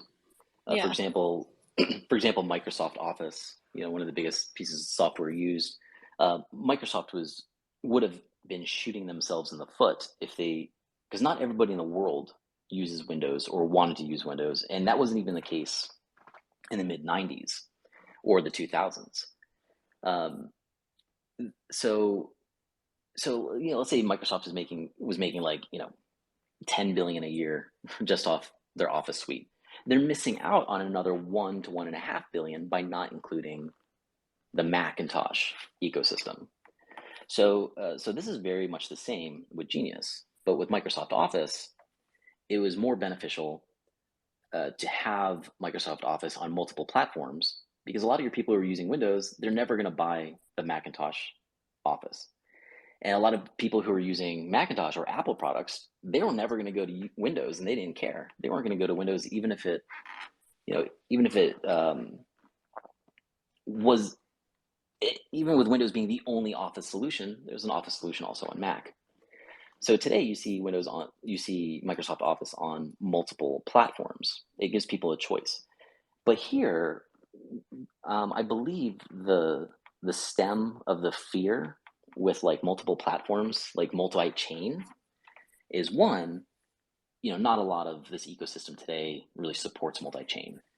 And that was like before you had Coin Market Cap would say Genius's price was one thing, and then it would just randomly change it to a different blockchain, to a different price that Genius was on a different area.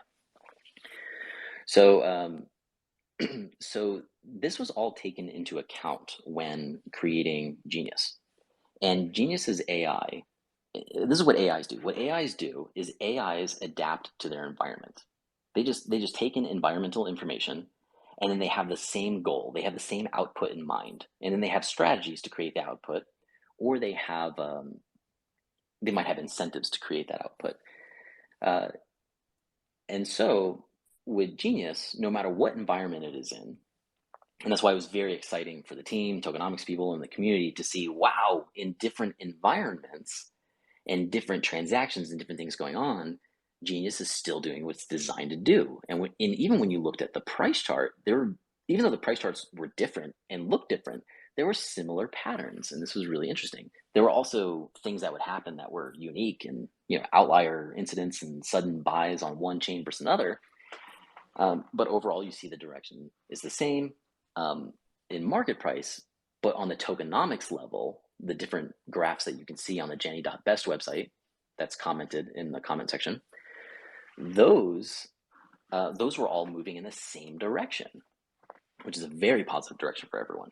So Genius was made with these things in mind and to scale to the monetary demand and the attention demand of its own environment. And each different environment is Ethereum's an environment, Avalanche is an environment, Binance Smart Chain is an environment, Polygon, etc. And so what that means is if everything is scaling to its environment, you know, that means that as Genius matures and as Genius matures, it will perform the same for everyone. Maybe slightly different APYs, maybe slightly different auctionings going on, right? Maybe different debt issue rates. And this is very positive. This gives people a choice. Where before the fear mentality, it came from Bitcoin.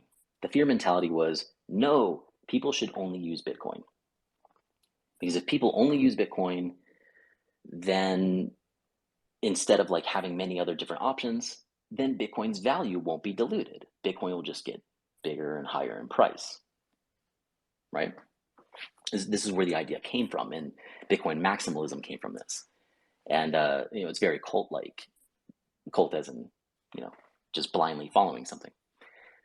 So, so that fear I can see is that basic fear I see does fundamentally exist in people today, where it's like, well, hold on, wouldn't it be better for us to have everybody's attention and into one single blockchain? It's like, wouldn't that be better? Because then price would be better, right? It's a belief people have. People believe price will be better, utility will be better if everyone's using the same thing, but it's not true. And Microsoft learned that, and all Microsoft cared about was their goal. And Genius only cares about its goal, and that's incentivizing users and giving utility to users. So you see, Genius, it's working the same on all chains. The only difference is gas fees.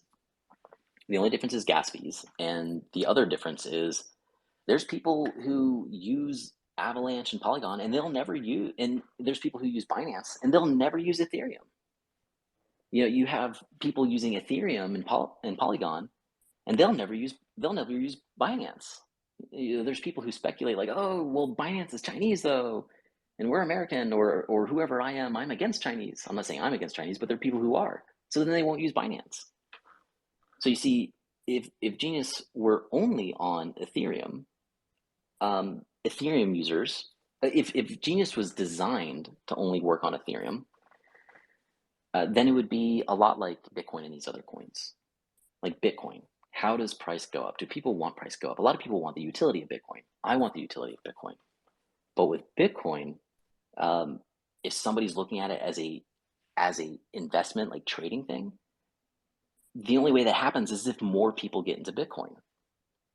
Like Hex, the only way Hex goes up in value is if more people get into Hex and lock Hex. They're Ponzi-nomics. And then you have Genius, where the value that goes into Genius, that's not going to dictate the price. Of course, it's going to have an effect, but Genius doesn't operate on new investors coming in. Genius operates on the pure attentions and intentions of its users, and that's massive, and that's something that may take people time to recognize. But the more people that recognize this, they're just going to explode with interest and excitement. And they'll be like, cool, I don't need to use the Ethereum version if I'm going to sit here and expect gains and stuff. I can just use it for the utility I want and pay low fees. That's great. So Genius's contract, whatever amount of economic energy is in there, it's the attention and intentions of people that's going to have it work either way. So I don't know how else to say this other than doing the research, helping others get graphics and such. But for those who will understand it, no matter what network you're using Genius on, you're getting the same results at a similar scale and different fees. Does anybody have any questions before I see the last announcement I wanted to make? I also barely have 5-10 minutes, but please, if there's a question, I'll honor it. Just hit the hands up or start speaking if you're a speaker. I'll just wait another 15 seconds. When it comes to the Genius NFTs, is that something that I can view them on the Genius app, or do I have to go to OpenSea? I'm not very savvy on NFTs. Mm-hmm. Right now, you got to go to OpenSea and Rarible. Once the new UI is out, if you haven't seen the 90 Days of Genius video, check it out. It shows me interacting with the new Genius NFT UI with the new Genius NFT contract, and it looks really cool. and it's going to look better than that too. But it looks really cool, and you won't have to once that DApp is out, you won't have to go to OpenSea or Rarible to see your Genius NFTs. Okay, thank you. I'll check out part 1 and part 2. Cool. And hey, if anyone's interested, there's a public development room for Genius where developer resources are there. I was contacted by someone recently that I said, hey, just go to that room. So maybe there's some messages in there, but what I want to put out there is the Genius NFT. Genius is done. I'm consulting with the DAO people, and I've jumped in on development, Solidity development, right? But Genius is done as a core. Any technological advances in the future, everyone can contribute to that. And if someone could post in here a link to the public development room, that'd be cool. Like the Genius DApp, the NFT section. I mean, that could be a completely separate DApp itself. Not only could it be a completely separate DApp, but it could be its own marketplace where instead of people, wanting another NFT by going to OpenSea or Rarible, they can just benevolently do things with Genius, running some Genius functions to have an internal marketplace. If the community wants to make that, the community can. So I'd really like to talk about something that it's being called the complementary token. This is the last announcement. And so there's something called a complementary token. Let's put it that way. I think someone from this team was first talking in the Genius chat room or some chat room. I don't remember how it got my attention. But it got my attention that hey, wouldn't it be better if some of Genius's tokenomics were like this? I was like, no, not really, but I mean, maybe. Because one key thing about Genius and its design, right? And there are, let me talk about some goods and some bads. I wouldn't say there's any bads, but people perceive certain things as bad, such as like with Zen constantly dropping in price, people view that as bad, and ultimately their bad attitude prevented them from an opportunity at the time. So some of the really big goods of Genius that got Genius very much the attention of a serious development team making a DAO was that Genius's design was to limit selling pressure and to increase buying pressure, and have its AI also AI and incentives and just the tokenomics itself things that aren't artificial intelligence, just its design, giving people utility. But the combination of all these economics makes Genius that is something that with a lot of selling pressure, it might look like a stable coin. And that's where a lot of people were saying, oh, stablecoin confirmed with Genius, despite so much selling. And that can be good. But in more economical times, or in times where people are, of course, finding out more about Genius, or times where the tokenomics themselves, as they change over time with the AI, what you get with Genius is the value of it itself increases over time.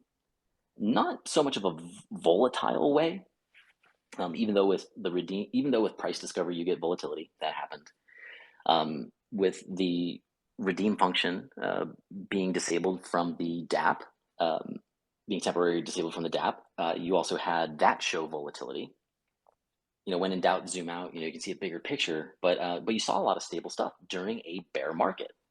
Now, I don't think if Genius didn't have the tokenomics it had, I don't think that would happen, because let's think about this. One of the bads you could say for Genius is the sacrifice that it had, because that leaves open a bunch of people, like people who are doing 100, 200x in value from the sacrifice and from having the pre-token and burning it to Genius or buying it on the open market.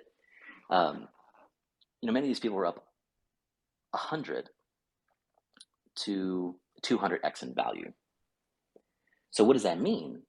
I mean, if we're in a bear market and people who were part of a sacrifice, there's liquidity, they can just dump all of that. Really, Genius should have done if everybody were going to attempt to profit, Genius should have done a 95% dip or a 99% dip. And I feel that could very well happen with Pulse Chain. But why didn't it dip so much? Why didn't it dip 99%? A lot of people behind it believe in it. They love it. They're excited seeing what it does.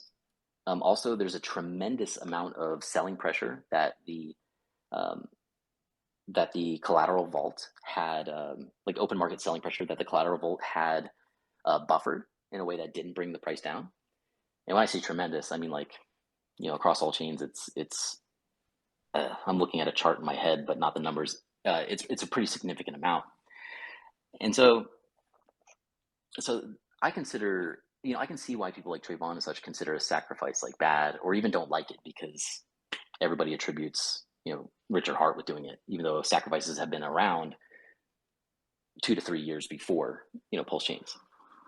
But so here's this complementary token that comes in, right? Or here's this person that comes in and starts talking to me. And the idea is, well, why not? Well, what would it look like if Genius, because with Genius, you can exodus out of Genius and you can run the benevolence function to get to other utility. You can get to other contracts from Genius. And by you doing that, that benefits everyone who's in Genius. So, anyways, long story short, there's an idea for a complementary token to possibly be made, where you have Genius that is a steady value and steadily growing value over time. You have that, which is attractive. But on the other side of the scale of things, there are people who are attracted by volatility and by explosive growth, right? A venture capital company is not going to put 50% of its capital into something that's explosive and volatile.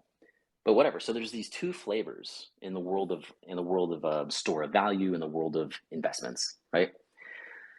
And even the world of whatever financial utility. So,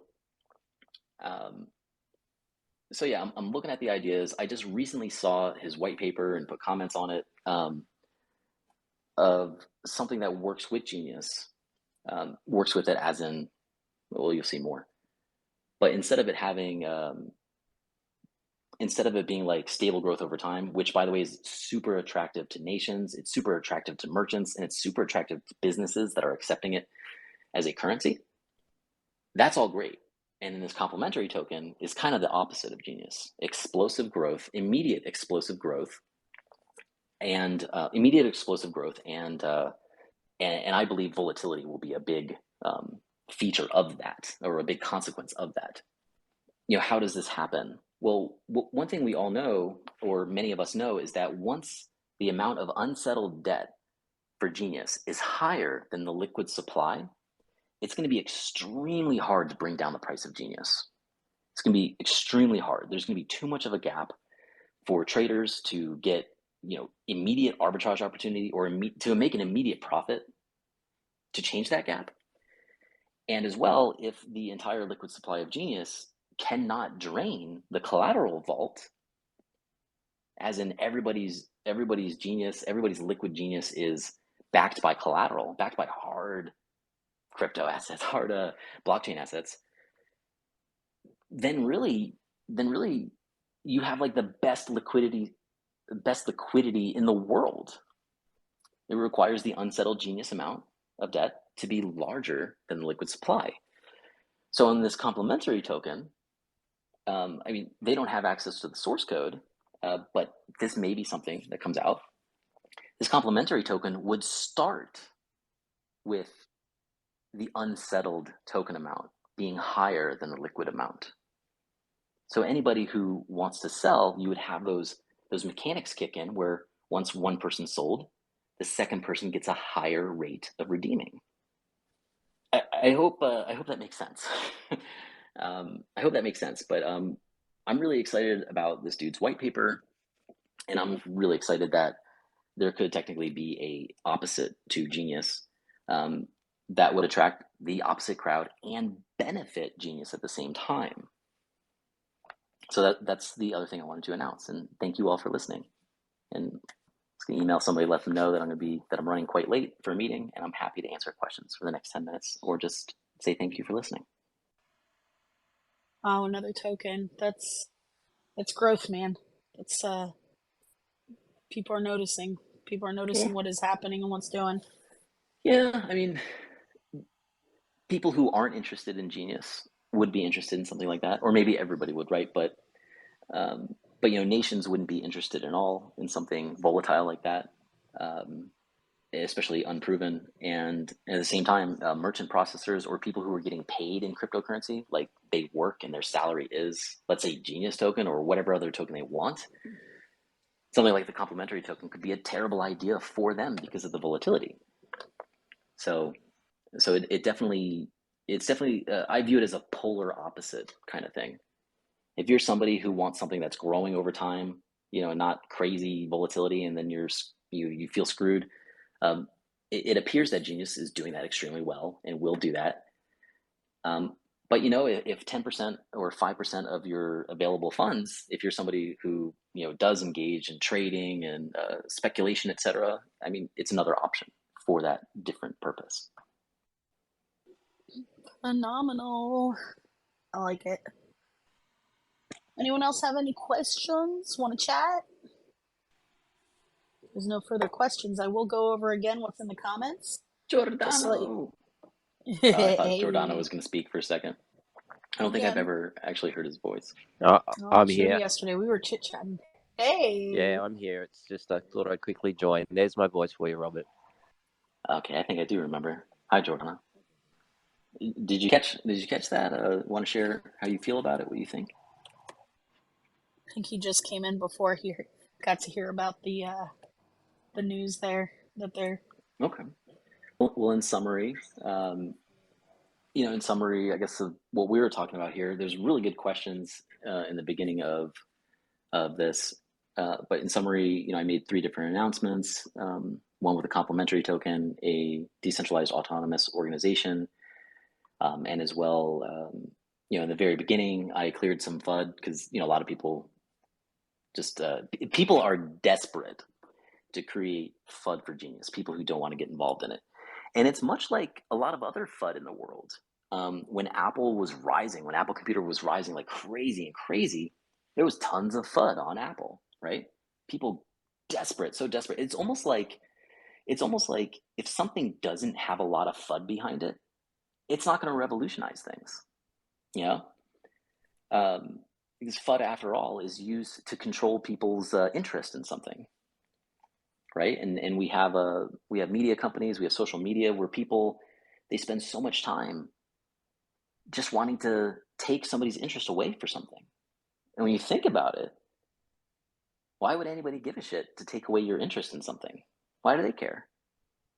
They do it out of fear, is my guess. Maybe they want to hurt some other people. Maybe they want to hurt some people because they're, an ex of theirs, or because they just didn't like them, or they get triggered by what they say, or they don't like their beliefs. Maybe it's because, there are a bunch of Bitcoin people similar to Bitcoin maximalists who really feel like everything should be on one chain and everything should be in one token or one crypto. Else it's taking money from them. So maybe it's protective. So FUD seems to be a very strong indicator of something's success. In fact, Elon Musk, tons of FUD around him. He has hundreds of lawsuits against him. He has a team of lawyers that just handle his lawsuits all the time. I think it's like 250 lawsuits he has on him. So I'm seeing that FUD is a, not to talk a bunch about that, but that was addressed earlier. I had a bench warrant for like about a year. That got all settled. People were trying to say like, Robert's bad. He has an arrest warrant, so therefore don't get a smart contract that's decentralized and not at all run by Robert. But Robert was one of like 20 people, maybe 25, that collaborated with it, right? They're fearful. But this bench warrant, a judge had ruled that with all the evidence and everything, the judge had ruled that I had never been doing business with any sort of like fraud or whatever business, and people are calling Wall of Coins one of that.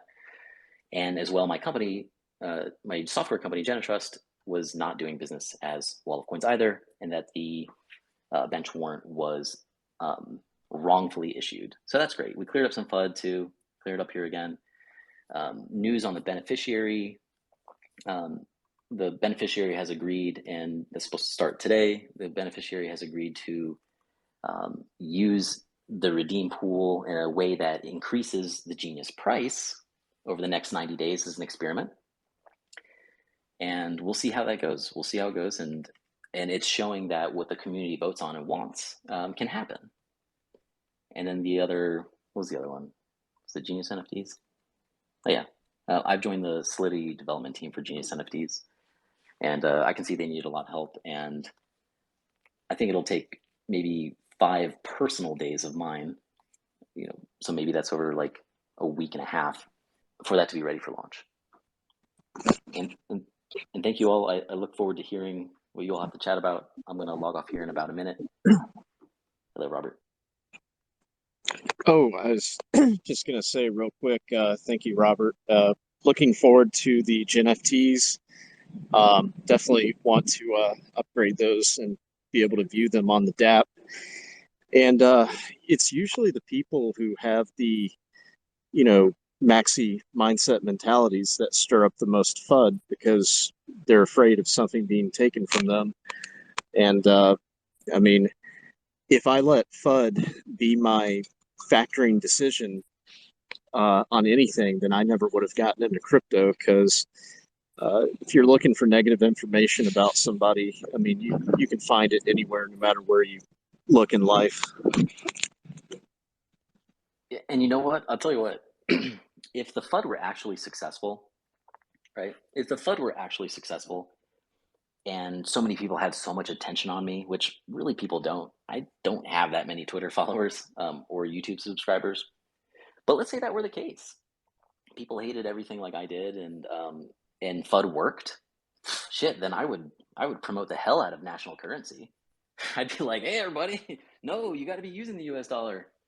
By the way, I'm not being honest here. You shouldn't, but use the US dollar. Because I really want to see a world with more freedom and using decentralized things that don't depend on anyone. And that world's coming quickly. Yeah, and I've said it before on other streams where you could just ride off into the sunset and no one see you again, and Genius is still going to keep running. It's the community, it's us here too, it's those who's getting involved, people who are creating and it's Hex making Factor, moves. It's Shades, Mike Vulcan, Robert, Hex Vegan. It's the community, and it's awesome. Mm-hmm. Giordano, Abs Lincoln. Dude, I think about Abs Lincoln every time I'm like looking at the documents for the DAO. Oh, I gotta go. See you, everybody. Thank you. Bye. So that was a pleasant surprise. We've gone on a little over 2 hours, guys. But I do want to see if anyone else has any questions. If you didn't catch part of this stream, definitely listen to it when the replay posts. We'll also have it on YouTube. The YouTube page is Geni Crypto, Geni Crypto. And if you check the comments, you'll see what some of the links and things that we've shared to go over, including the 90 Days of Genius, part 1 and 2.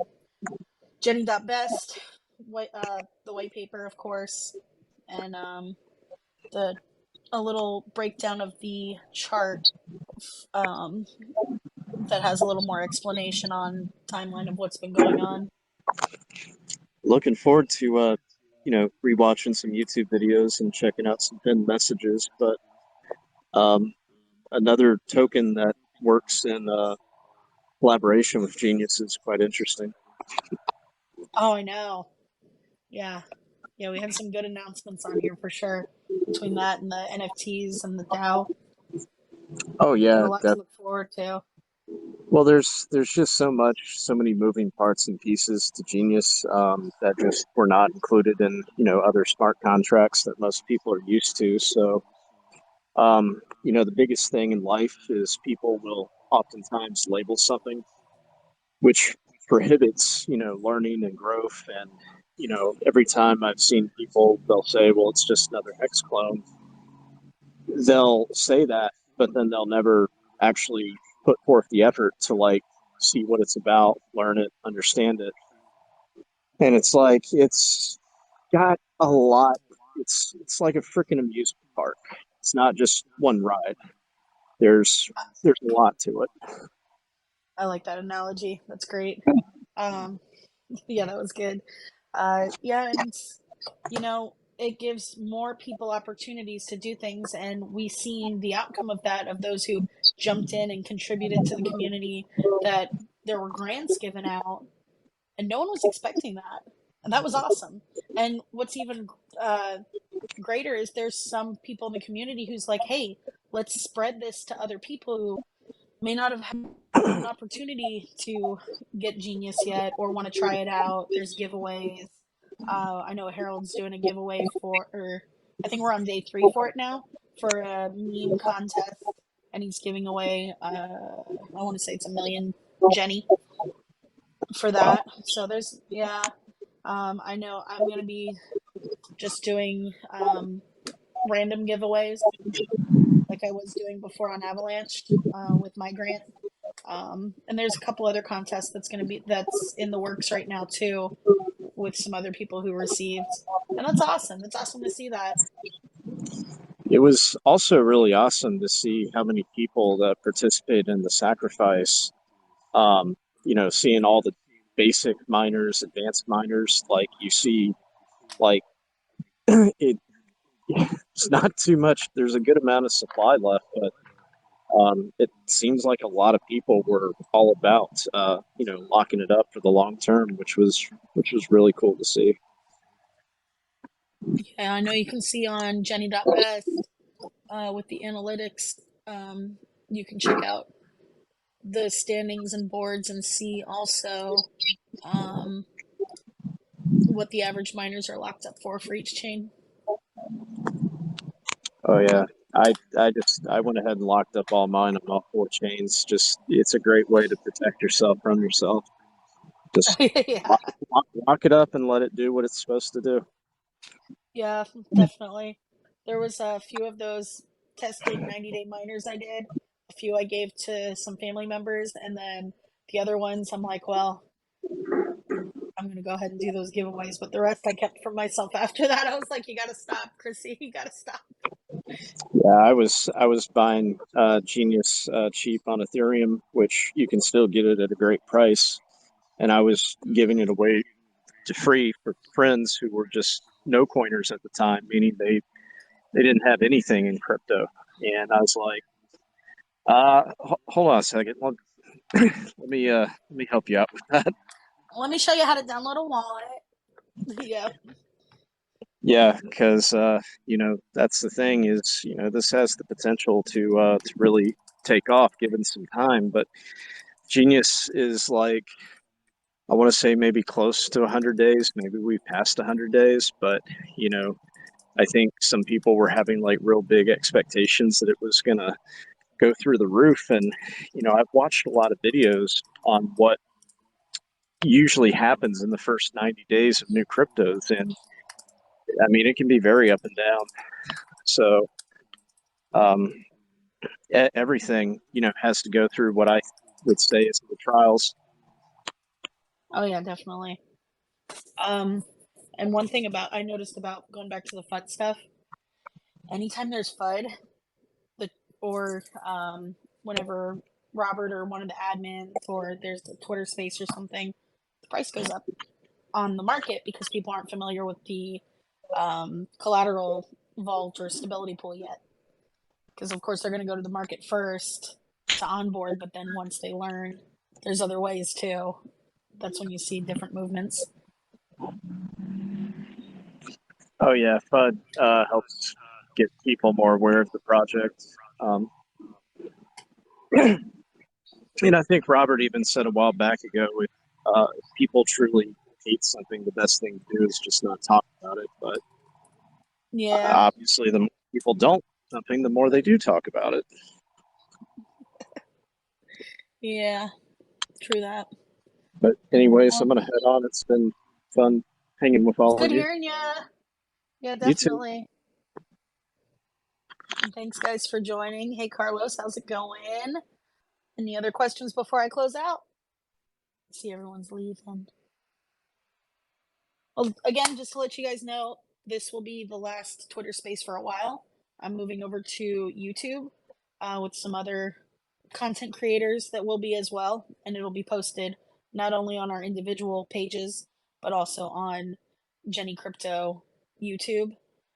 So that'll be starting up soon. That way, there's more visuals because obviously there's a lot to go over with the Genius contract, and visuals will help. There'll be some people are talking about some whiteboard stuff going over Geni.best. That way you can see the analytics more and what's going on. Have a good evening, guys.